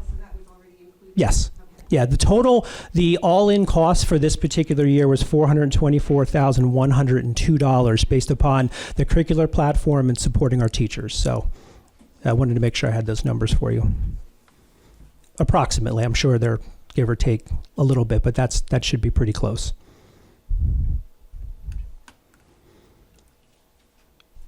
Any other questions? Okay, thank you. All right, thank you, Mr. Stout. That takes us down to item I, the Pottstown Health and Wellness Foundation Grant Award Acceptance. And Mrs. Denicola, if you can share with the board a little bit about this grant acceptance. Sure. So the Pottstown Health and Wellness Foundation grant, this has been in place for a number of years at the district. For the 2025-26 year, the grant award would be for $80,000. We'd be looking for approval at the next board meeting. This grant does provide payment for a lot of the wellness initiatives that the district does. We have wellness champions in each building, as well as Ms. Bergiova works as our wellness champion district-wide. So she runs our wellness programs, does wellness fairs, things like that to benefit employees. So this grant goes directly to supporting those items. So this is for the employees, it's not for the children? Mr. Stout, does Ms. Bergiova include the children in some of the wellness programs that she does. There are definitely some of the supports that we provide for our students that are funded through this. Yes. The Impact Club at the high school is part of what some of the activities that they utilize to help support students in those initiatives.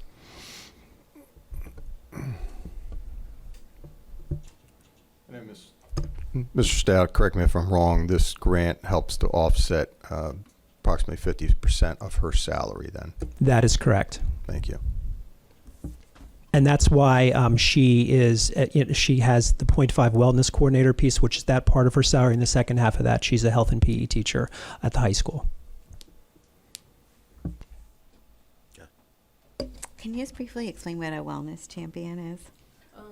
They help develop and implement the programs in the individual buildings.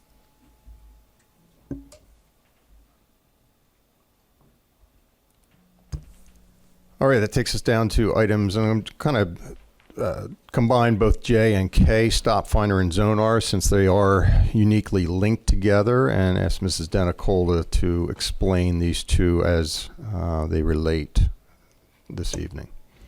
The Zonar proposal is for new GPS units within all the transportation vehicles that transport our students. The district last did new GPS units back in 2019. The Stop Finder agreement is an add-on to our existing transportation routing software, which is through TransFinder. Stop Finder will replace what we have used previously, which is Here Comes the Bus, which was separate software. So our routing software would talk to this other software, and that's where parents, once they signed up, could get information about where the bus was, did it stop, what time did it stop, all of those kind of geo-tracking alerts. Through Stop Finder, it will be the same database that all of our routing software is in. So it's a stronger connection, more accurate connection, and it will interface directly with the GPS units. So the GPS units they would come out over the summer, and they would replace those units in all of our vehicles, and then they would be connected through the TransFinder software, which would include the additional module of Stop Finder to have that up and running for the next school year. This is also cheaper too, correct? We did look at some other providers for the GPS units, and Zonar was a much cheaper solution. It was about a $46,000 savings over the 5-year contract agreement. I know a lot of the parents use that Here Comes the Bus. Is there going to be something equivalent to that also? Correct. That would be Stop Finder. Stop Finder would replace Here Comes the Bus. And is it going to work in the same way that? I believe it will work better because it's looking at one database of information, and it's all the same database, so it'll push out in a much more timely and accurate fashion. Do we also know if anybody else locally uses this? I don't know locally, but there are many school districts that utilize it across the state. I don't know the particular ones locally. And what are their feedback on it? From what we, as the transportation department looked at it, they were very happy with what Stop Finder provided and thought it would be a good solution because it interfaces directly with that same database. It's looking at the same information, whereas Here Comes the Bus, we're reporting data over from one system to the other.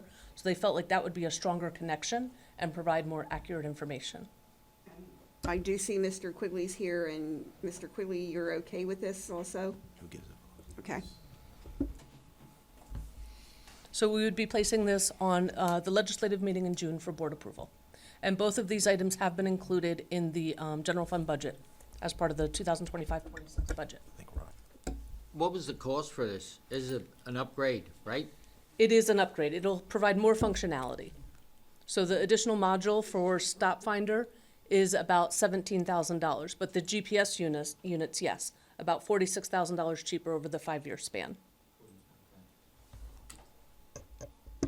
And I'm sorry, and I should know this, Here Comes the Bus and then Stop Finder, that's an app, correct? Or So Here Comes the Bus is an app, Yeah. and Stop Finder will become the new app.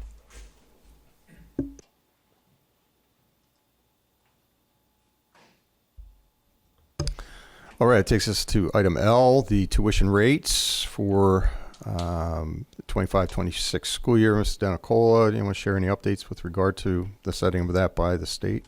Correct. So recently, the state certified the 2024-2025 tuition rates. What these tuition rates are used for is if a student from another school district, for some reason, is receiving their education within our school district, we will bill their home school district the tuition rate. So our certified rate for 2024-25 is $14,893.24 for an elementary student, for a per diem tuition rate, a per day rate of $82.74. From a secondary perspective, it's $13,146.83, or a per diem tuition rate of $73.04. While PDE doesn't certify these rates until later in the school year, each year we have to set an estimate of what those billing rates will be. So throughout the school year, we can bill the other districts for students that are in our building. So for 2025-26, we are estimating that our annual tuition will be $15,637.91, a per diem rate of $86.88, and our secondary tuition would be $13,804.17, or a per diem tuition rate of $76.69. When the state would once the state certifies the 2025-26 rates, we would then bill the districts if there was a discrepancy, or they likewise would ask for a refund if our rates were a little higher than what the state certified. Do we have a lot of students doing this? Very little, very little.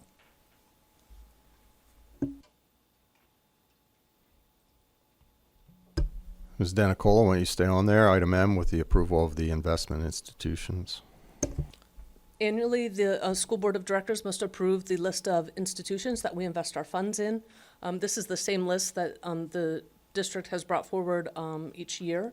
So we have not seen any changes from Ambler Savings Bank, Truist, Fulton Financial. They will hold our bond funds. Pennsylvania Local Government Investment Trust, Pennsylvania School District Liquid Asset Fund, PNC Bank, Santander Bank, Tompkins Univest, Victory, Wells Fargo, and Wilmington Savings Fund Society. So annually, we bring these institutions to the board for approval. Each of these institutions, if we're investing funds there, must follow school code requirements and provide us adequate pledging of collateral to secure our deposits that are in excess of the FDIC coverage.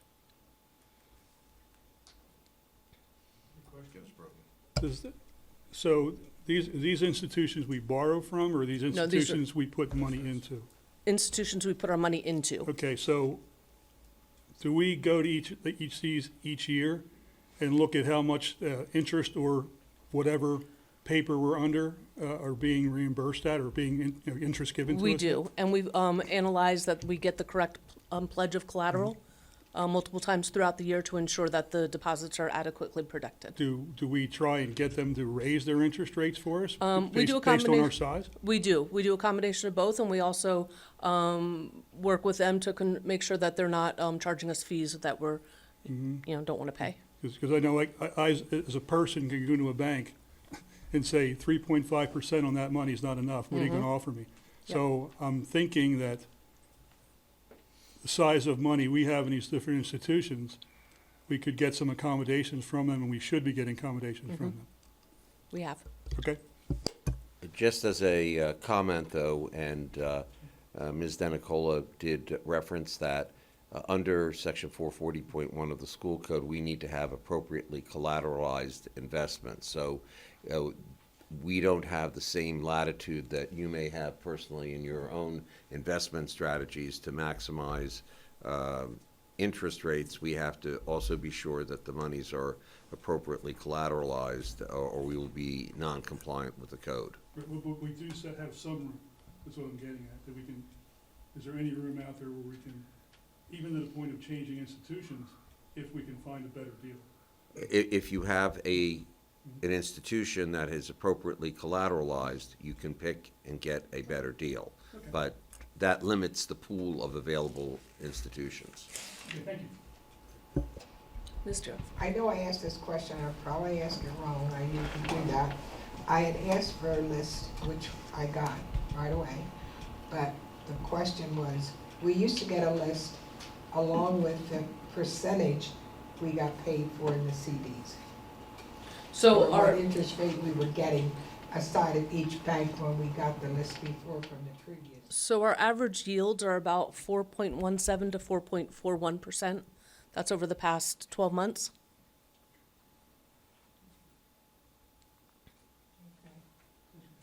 Thank you. You're welcome. I notice we have a lot of local banks on here, but I don't see Key Bank. Is there a reason we don't have them on? The district has not changed depositories over the last number of years. Key Bank is not one that we have looked at for a proposal. It's something, if the board wishes, we can put a proposal out for banking services and start to evaluate if there's some better opportunities. I think that's something we should be doing, because if their rate's higher and we have a low one, we should swap it out. Yep.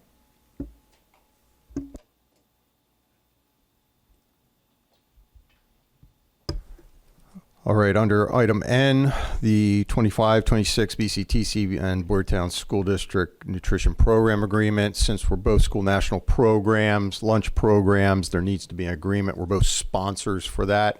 This is simply just an agreement acknowledging that and acknowledging the services between the two institutions. So this is something you do annually and have approved this annually.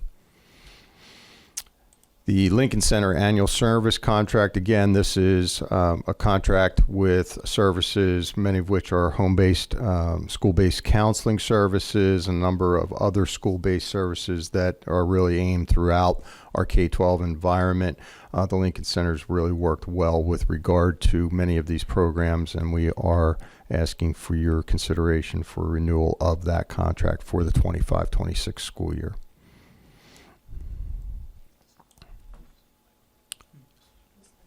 Mrs. Deroff? This helps with counseling, right? It does. We always use them, or we have been using them. We are.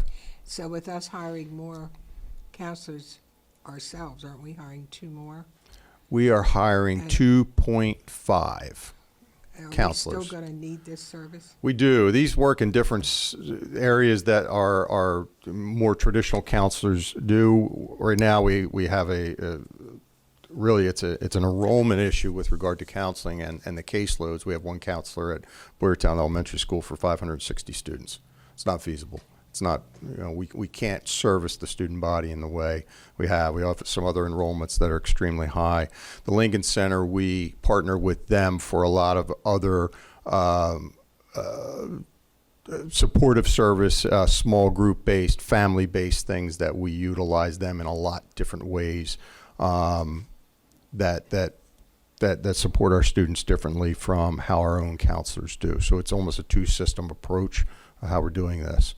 So the 2.5 counselors that were approved through the budget really are helping to draw down some of our caseload sizes in a more traditional based way that we can access our students. These are more finite services for our families and for our students and working with students in needs. So this is for 5 more. This would be for the 2025-26 year. Right. Right, for 5 more. We currently have these within our district, so we would be approving this contract to continue Because to you had utilize 5 them. this past year. Correct. Right. I'm saying 5 more for the 2.5 that I was just talking about. Thank you. Ms. Nyman? Do we pay this regardless, or is this like on a contingency thing that if we use them, we pay them? If we don't need them, there's no cost to us? No, these are contracts that we need them. They're staffed with us to be able to utilize their service. Not an a la carte type of menu service. This is a contract that we play that. We use them every day? Yeah, in different ways, shapes, and forms. Absolutely. Yeah. Across the K-12 spectrum too. So they could be at one school one day and another school another day? Well, not really that way. Do you want to come up and explain a little bit more, Dr. Horton?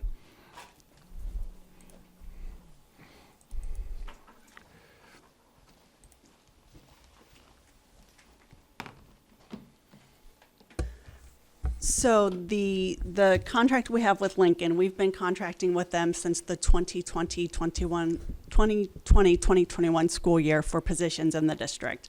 So these 5 positions are more specialized counseling positions. If you're thinking more on a mental health spectrum, these are our school-based counselors who are working one-on-one with students who have more significant needs. They are running our small groups for those specialized skills groups. Our drug and alcohol counselor at the high school is one of the counselors that we have from Lincoln. So these professionals have a different skill set or a different type of training than our school counselors. Our school counselors are working in the schools and as a prevention level, working on classroom lessons, working with families, connecting to resources. So the skill set and the jobs that they're doing are very different. And these positions, I would say, are more specialized counseling positions that are supporting our students with a different level of need. Also within that, working on addressing some of our truancy and attendance. Some of our students, we know a root cause for truancy or students who struggle to get to school can be mental health. So these professionals are helping us to help students access the learning at school, but also supports and services so that we can help them to meet with success. So the positions we've had in the district for the last number of years, and they have been used on a regular basis. These professionals, the drug and alcohol counselor supports student at the high school, so that's her home base. We have a school-based counselor at the high school as well. We also have someone at the elementary level who's supporting students at that level, so they are across the district serving different needs and different populations. Also that connection with families, helping them to, support students. Sure. Yes. So in effect, this is not an hourly contract. This is an overall yearly services contract, correct? Correct. Hours don't figure into this. We pay for the service. Correct. And part of the PCCD grant that we apply for every year, those grant funds also support these positions. So can the costs go up based on extra hours put in? No, it doesn't Is it all change. encompassing? Okay. Right. Okay, that's good. Thank you. Yeah, sure.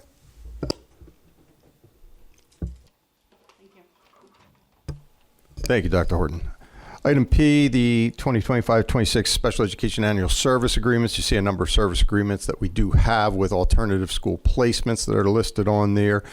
Again, similar to the Lincoln Center, these are annual contracts that we have for placements and or services with students, some of which we have alternative settings in which we purchase seats for placements of students, whether it's behavioral or meeting the needs of whatever the need is at that particular time. You see the list that is there. We have Mrs. Barton here if there's any questions with regard to any of those agreements as listed.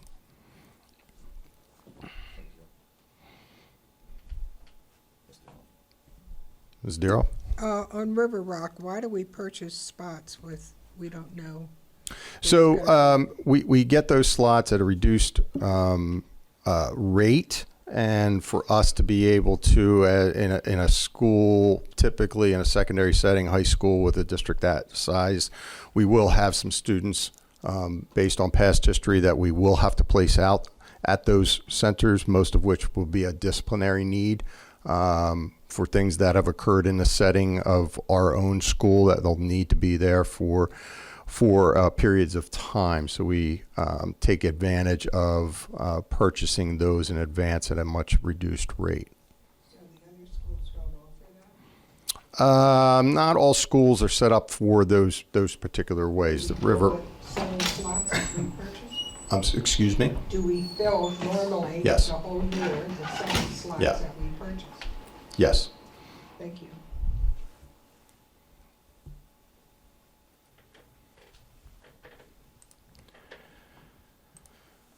Again, under item Q, we had some special education settlement agreements that you've been made aware of through your weekly and that we've discussed. Item R, Mrs. Duroff had asked that we bring policy 800, the AR1, to the board. It's in regards to the records retention schedule as listed, and there was a question in there in regards to, I believe it was, recordings of school board meetings. So, Mrs. Duroff, I'll let you have the floor with regard to that. Oh, it was like I said before, we only have in here to save them for a year, and I think they should be saved indefinitely. Now we have the digital, so it's not going to take up much space like it did when you had the other ones. Yeah, and the AR is created from PSBA. This is actually an AR that was records retention that was created through the PSBA, and most districts have adopted this schedule as its records retention schedule. I have contacted Mr. Sultanic's office to see if there was any legal standing with regarding recordings of board meetings and retentions, and the answer back was?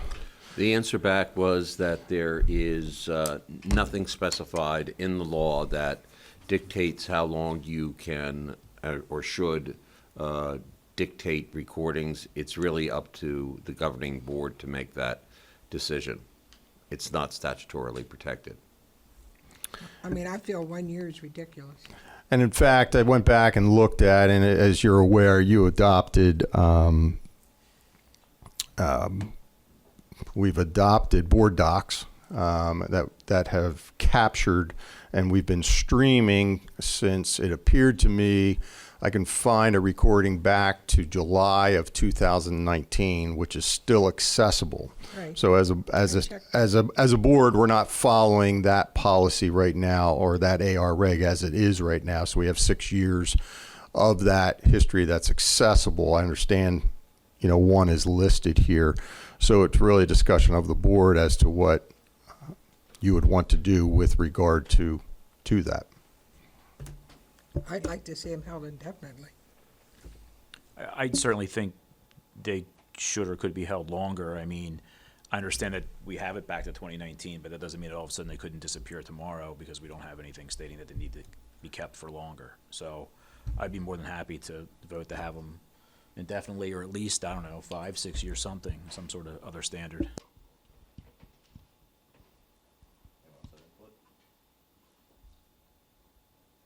I would say indefinitely, because that way people can go back and do research on what we've been doing, and that's why I've been asking for more information on our minutes, because more detail can help future boards go back and look at things.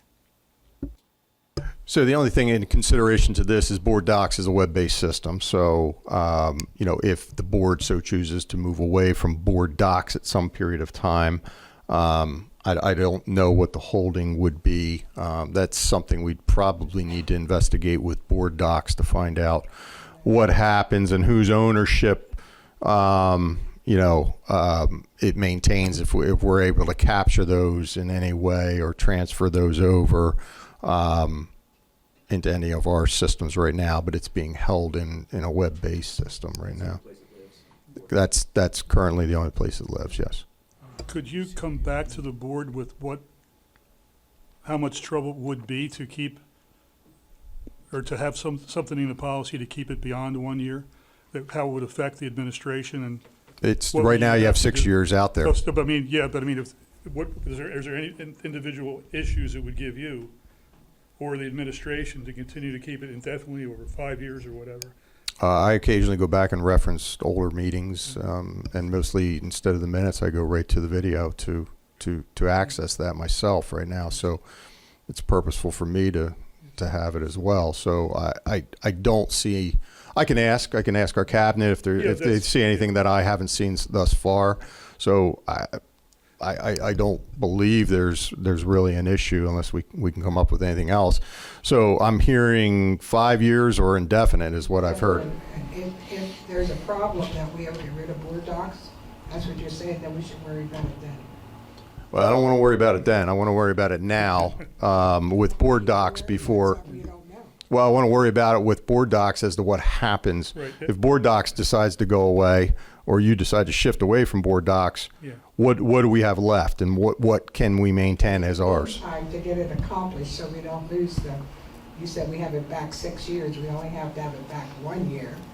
So in the meantime, could we put something in that policy that says keep it on indefinitely as long as we have Board Docs? I'll bring the AR regs back to you for our next meeting, and you can make a decision on what it is you want to do with it. Could we ask IT to see what they could do to hold it longer?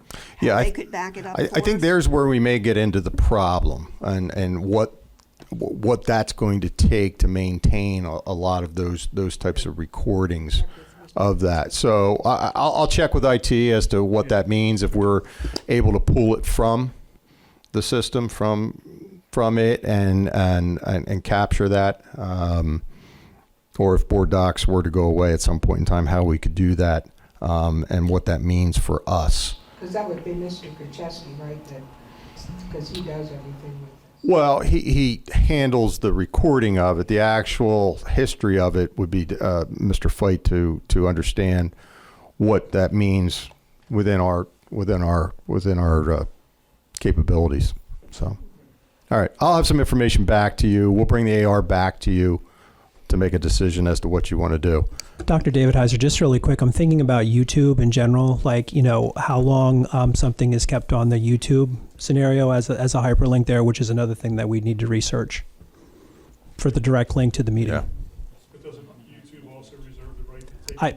It's that, and I don't know that, but I'm just like, that's another avenue of where it's stored, so. And I think that brings something up. I don't know, this AR speaks to an official recording. I would suggest the official recording, maybe Mr. Sultana, you can weigh in, would be board docs. I'm not sure that YouTube becomes our official record of recording, if there is such a thing. There is no official record of recording. The only official record of a school board meeting, which I've said innumerable times, are the approved minutes. Right. So I would think we'd want to focus on board docs and what that exists within our system of board docs. We'll get some information. I'll bring the AR back, and you can make a decision at that point in time. Ms. Nyman. We check with Mr. Krzyzewski and see how maybe he holds them. Maybe he has a way of doing it, since he is actually videotaping everything. We'll check in with him. However, within our system of controls, this needs to run through our IT department. So I will check in with both.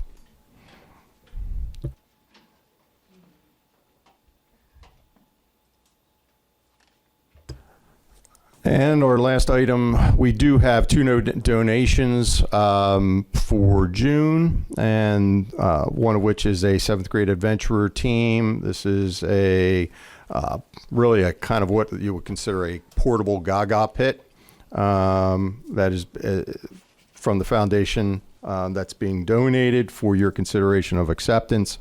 And then also a book vending machine. And these have become popular at our elementary schools. If you've ever seen one, typically, part of building community in an elementary school is doing a positive reward system for students. Students can earn tokens typically, and those tokens be placed in a vending machine. A book can be retrieved, and so forth and so on. So some of our elementaries have that.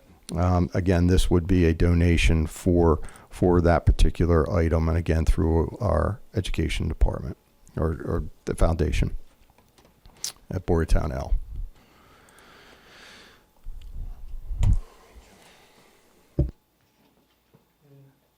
BCIU report, Mr. Brophy. Yay, a couple of things.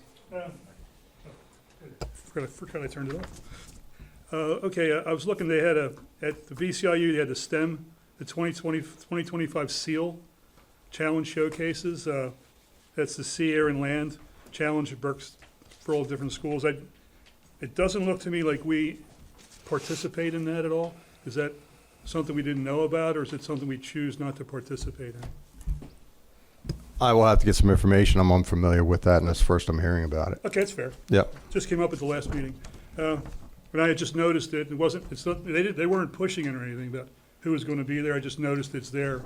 And I didn't see us as part of the groups participating in it, so I was just curious. They also have the advanced cybersecurity preparedness across Berks. Are we looking at all to participate in that? It's about $9,000 a year. That might be something you just want to talk to Dr. Hackman about. Is that the organization? Is that what we just committed to on it? Are you talking cybersecurity? Cybersecurity. Yeah, I don't know. We'll need to. Yeah, I don't think you're aware of it. That's why I'm bringing it up. Right.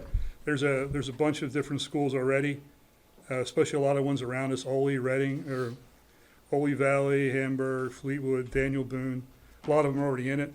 So I don't know. It's about $9,000 a year. It's like they're starting up as a pilot type thing. So just maybe something you want to check in with them and find out if it's something we might be interested in. Okay. Now the better part of the meetings, the laws and the House bills. I'm not going to go over all 155 of them, so don't get nervous about that, but there are a couple. I think we're aware they're looking closely to doing that mandating cursive handwriting, mandate that. So that's coming up, something for us to be aware or how we're moving toward that. I think we were doing some movement toward that already. Yes. There's been There's been talk for many years with regard to it. So I'm not sure how close or how far we are with regard to it. Well, the House bill is laid on the table on May 7th for consideration, so. Structured Literacy Initiative, House Bill 864. Adopt evidence-based reading instruction curriculum. So you might want to look at that 684 bill. We have been operating, and Mrs. Landis can tell you upside and down how much inside of structured literacy we've been involved in over the last 2 years. I just don't want to miss them. I hate when I get hit on the side of the head. It doesn't feel good. There's an abrogation of Chapter 49 regulation related to culturally relevant sustaining education. Since we didn't ever pass that, we were not affected by that one, but it seems like the rest of the state finally followed our lead and got rid of it. Private school students participating in extracurricular activities in their resident public schools, House Bill 1356. That seemed to be something where private school students can participate in our sports programs. Just something you might want to look at, House Bill 1354. Updating civics education graduation requirement, House Bill 1373. Require beginning in 26-27, student receive a score of 6%, United States Citizenship and Immigration Service test. Now remember, these are only proposals. I'm just saying there's things that we need to be aware of could be coming. Prohibiting school directors from serving a district where their immediate family member is currently employed. I really don't see that one going anywhere, but House Bill 1395. Prohibiting non-zero grading policies. You're probably well aware what they are, and there's a House Bill 1398 prohibiting that, or attempting to prohibit that. Fairness in Women's Sports Act, I'm sure we're all aware of that one, Senate Bill 9. So that's what would affect us in our sports programs. Cash entry for school-sponsored activities. Now, I know at some point in time we were using credit cards only to get into the stadiums and sporting events. This bill, Senate Bill 625, would prohibit that. So, just something to be aware of. Because once again, it's only being pushed in there. It hasn't gone anywhere, but it's on the table. I think that's it. Thank you. Mr. Upsgrove, BCTC. Yes, I have a list of 42 students and the schools and everything that they were involved in. Do you want me to start reading this list off? Because it'll be a while. Yeah. You do? Okay. Everybody else okay with that? No. Okay. But we had 42 students at the, got senior awards. How many are Boyertown? They're all Boyertown, all 42 of these. Oh, whoa, that's good. And they're from Ole Votech and Leesport Votech, and some of them got up to 3 awards. They were offered by Judy Schwank Health a lot, and this covers a lot of stuff. These students from police, welding, car repair, cabinets, automotive. You know, if you want to, I'll start reading them off, but it's already 9 o'clock.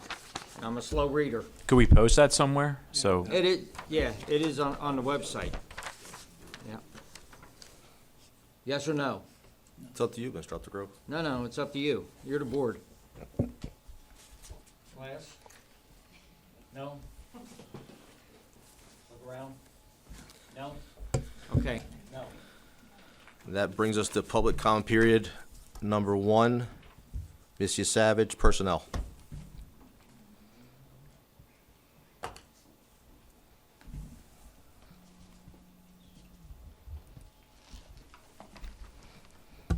Good evening. There was just one item on your personnel agenda item that caught my attention under the resignations. There were 3 people, all with similar years of service, which is quite a few. Mr. Frunze, Mr. Pennington, and Ms. Sanquini, who teach in music, art, and tech ed. And these 3 areas are really close to my heart, because I think together they touch so many of our students' lives. sometimes helping them find their passion, their joy of learning, and a sense of community many times, and sometimes leading them onto a rewarding career. So I'd like to just take this opportunity to thank Mr. Fronzi, Mr. Pennington, and Ms. Sanquini for sharing their combined 44 years of experience with our students, and wishing them the best, and selfishly hoping that they continue to find a way to share their gifts with our community in some way.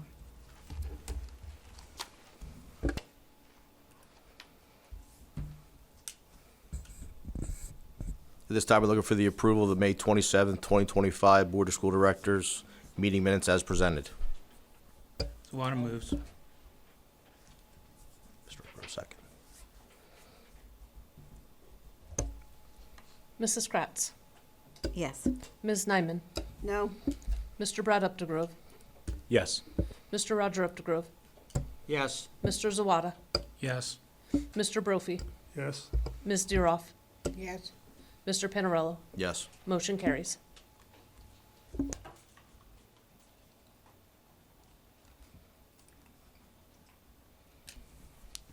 Superintendent's itemized. Under item A, under superintendent's itemized agenda, we recommend the approval of the personnel listed.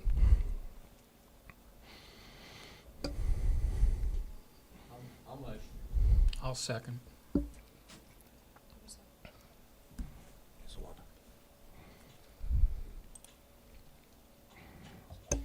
Mrs. Kratz, Yes.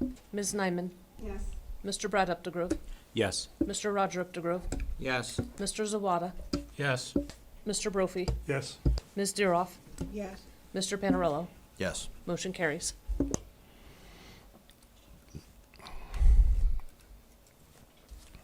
Public comment period number 2, Missy Savage, advocating for Boyertown area school district's needs.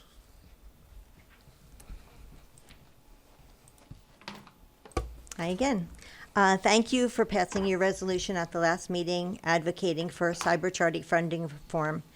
And I wanted to update you on where things are with legislation right now.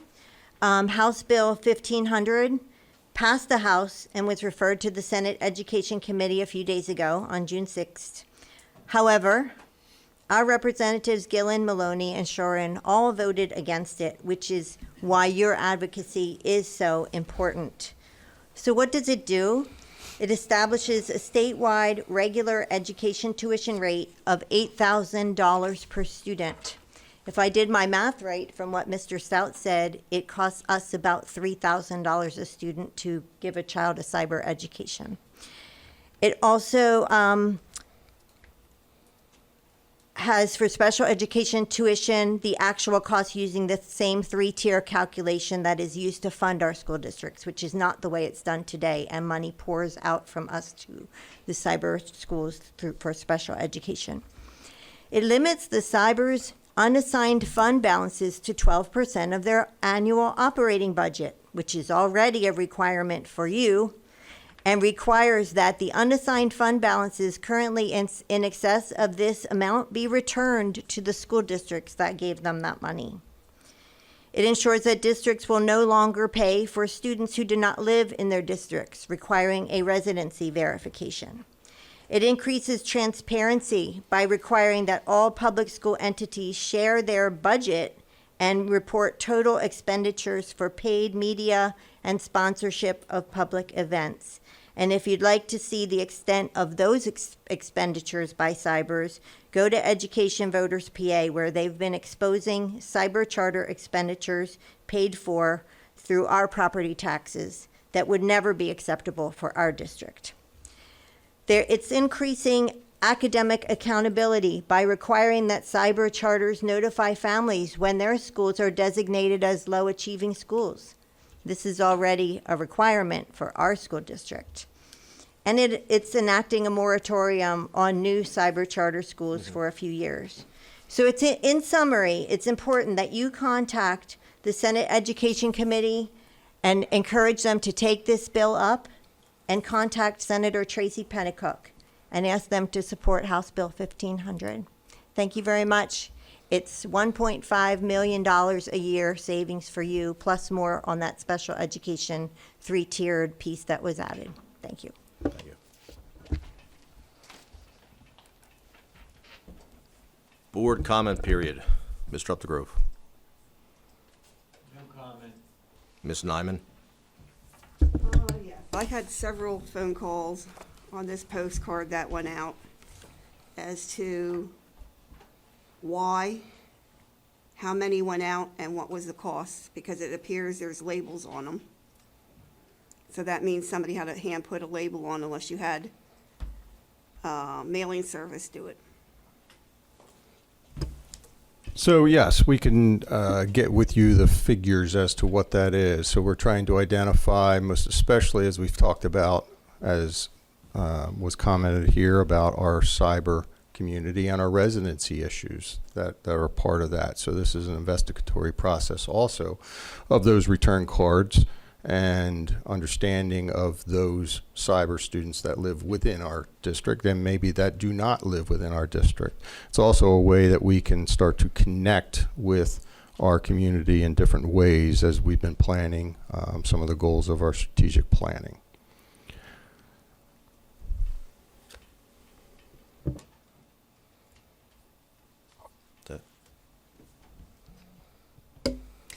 Just real quick, I was surprised at graduation that there was only one student that had the AP capstone, so I was just curious as to what the status of that program is at the high school. Still running. I don't have the numbers as to how many graduates, or you said there was just one, just one within that, with the full capstone of both courses being completed. So I can work on getting you some data points with regard to that. So, you know, for some of these commentary things, I would ask that you email me these things in advance, and I can probably have that information for you with regard to any of these types of things. Mr. Earl? I seen where we went to Coverdale to get some, I don't know if we're applying for permits or variances or what, but my question is, did they give us a break on the charges they normally charge? Because we did so much for them and paid them so much money, or we paid full toll? I do not have an answer for that, but I can find that out. Okay, thank you. I would hope they would. All the money we gave them. That's number one. Two, are we gonna put out a bid this year for an auditor? For the audit? At this point, we would be behind the 8 ball to look for a new auditor for the 24-25 year, and we're really anxious to close out the year in a very timely fashion. So we would be looking to stick with the same auditors for the 24-25 audit and then go out for the next audit for 25-26. I'm not blaming you, but that's told to me every year when I ask, because we've had this one for a long time.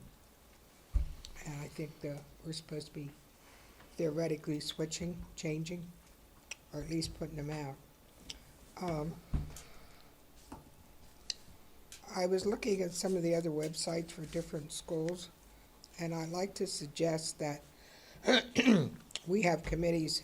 We have, I believe, a committee for facilities, finance, policy, and student services, which is probably the same as curriculum.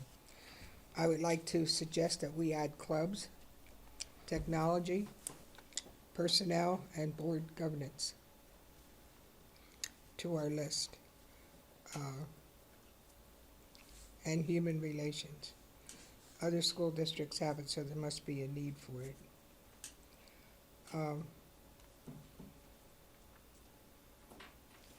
And one question that was never answered, and this is before you came, so I'm not holding you responsible, but since we're talking about who started what, administration has never said if they want turf or not. I'd like to know how they feel on that subject. If they're supporting it or not. Because I've been asked that question many, many times now. So, I would expect an answer maybe at next meeting? Thank you. Nothing. Yeah, I would just like to wish all our students and administration a safe and happy, fun summer. I also saw that the PA Department of Transportation has a new grant program for school bus safety. I don't know if we're aware of that or looking into that. Yeah, actually, Quigley, actually, Brian's back here today. They have submitted for that grant for us on behalf of Quigley. It really has to come through the bus company itself. So that grant, we'll see where that approval goes, but the Stop Arm program is part of that. And I believe, according to the information I read today, they applied, it would apply to 20 buses, and they pick those buses to which the routes seem to be the most dangerous routes that we would start with regard. It's nearly impossible from a funding standpoint to address that with every single bus, but this is a starting point for that. So we'll keep the board informed as we hear back on that grant. Okay. And just one more thing in general. I've been asked, could we get an update on where we are with the planetarium as well as turf? People are asking about both situations where we're at. Yeah, the turf field again is right now, as Mrs. Deeroff mentioned, with Colbrookdale. The permits have been approved by the commissioners there. It now sits in MPDES, which it's under technical review. That can take anywhere from 3 to 6 months, and we're about 3 to 4 months in.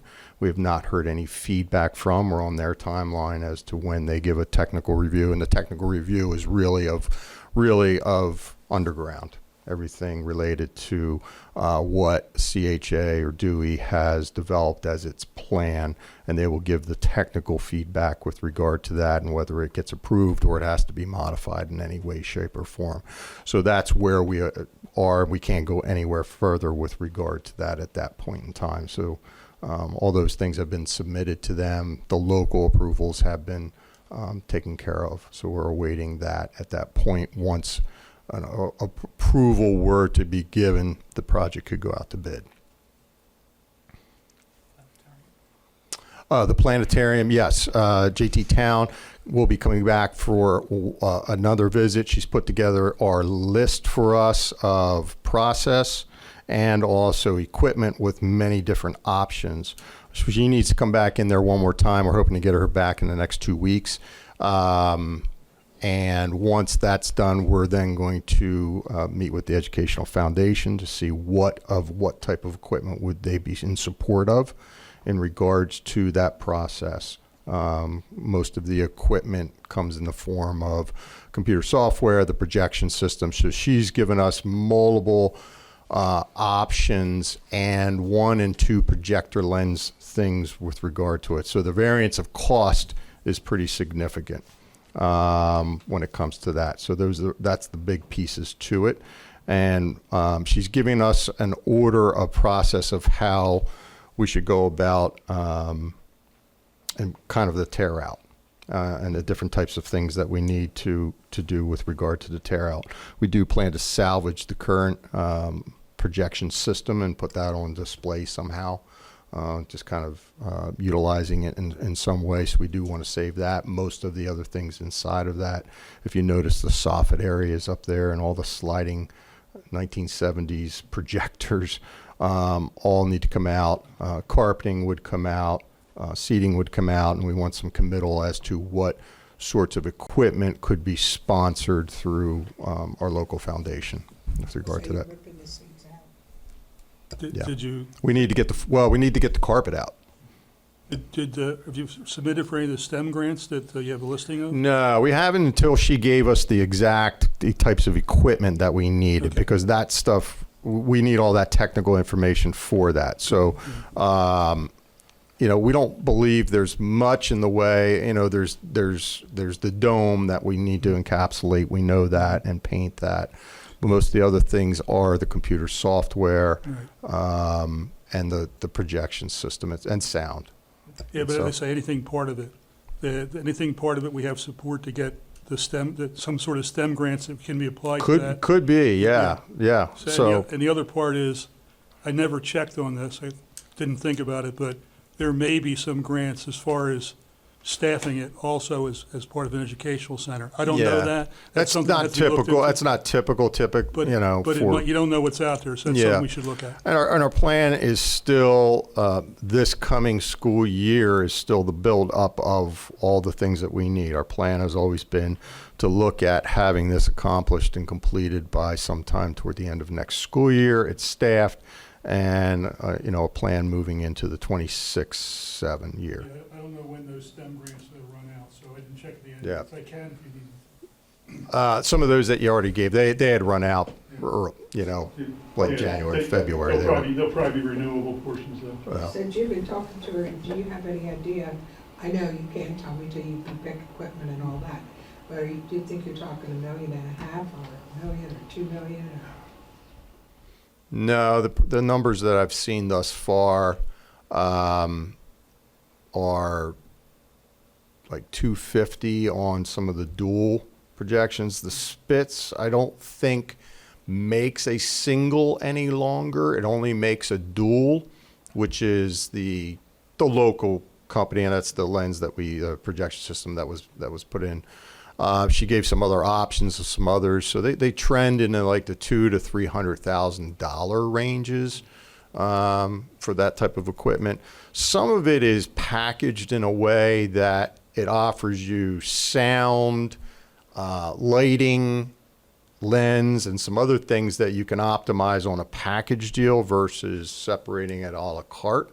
So there's some opportunities there that could save some money, but yet, you know, it's a bigger pot of money to be able to, that you have to commit to when it comes to that. So we're getting there. It's final. She wants to come in one more time, and we were talking about the next couple of weeks between vacations and things of that nature to get her up.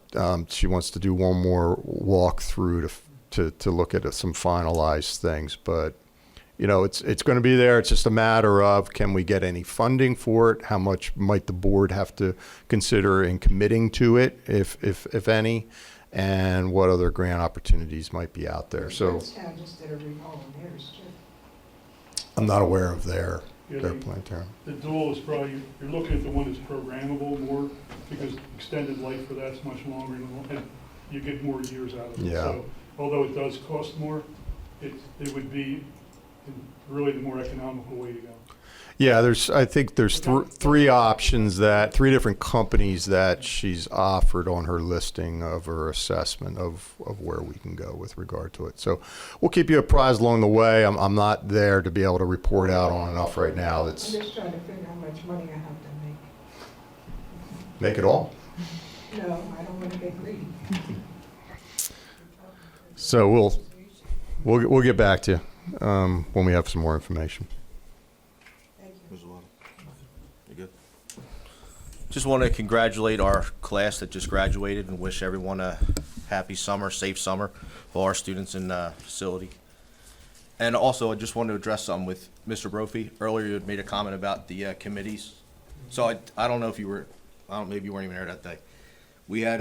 We changed a little bit of the policy to add those meetings so that we could have working meetings, because it was expressed from the solicitor that because we were a committee of the whole, we weren't able to have those actual meetings. So, Yeah, I'm aware of that. okay, so moving forward, that's what we'll be Just doing. looking forward, I'm looking, if we're going to go to a committee system, then we have to use the committee process. And something like the books coming through, or not the open source books coming through, you can normally by process go through the curriculum committee to be discussed there and then come forward to the. Yeah, I mean, I did, I'll be honest, I served on that committee once, and it was more of a fluff show. We sat there and watched the presentation, and nothing happened. So now you're gonna have an actual working meeting, an hour of time to actually discuss. I think it'll be way better. Okay. And I think that the public will also get to see it too, so hopefully it'll give them what they need to see. I look forward to seeing it.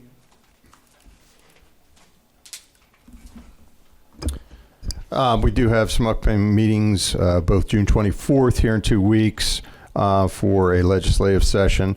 There is a scheduled July 22nd meeting, so please, as board members, make sure you note that in your calendar. Motion to adjourn? Nyman moves. Roby second. Meeting adjourned.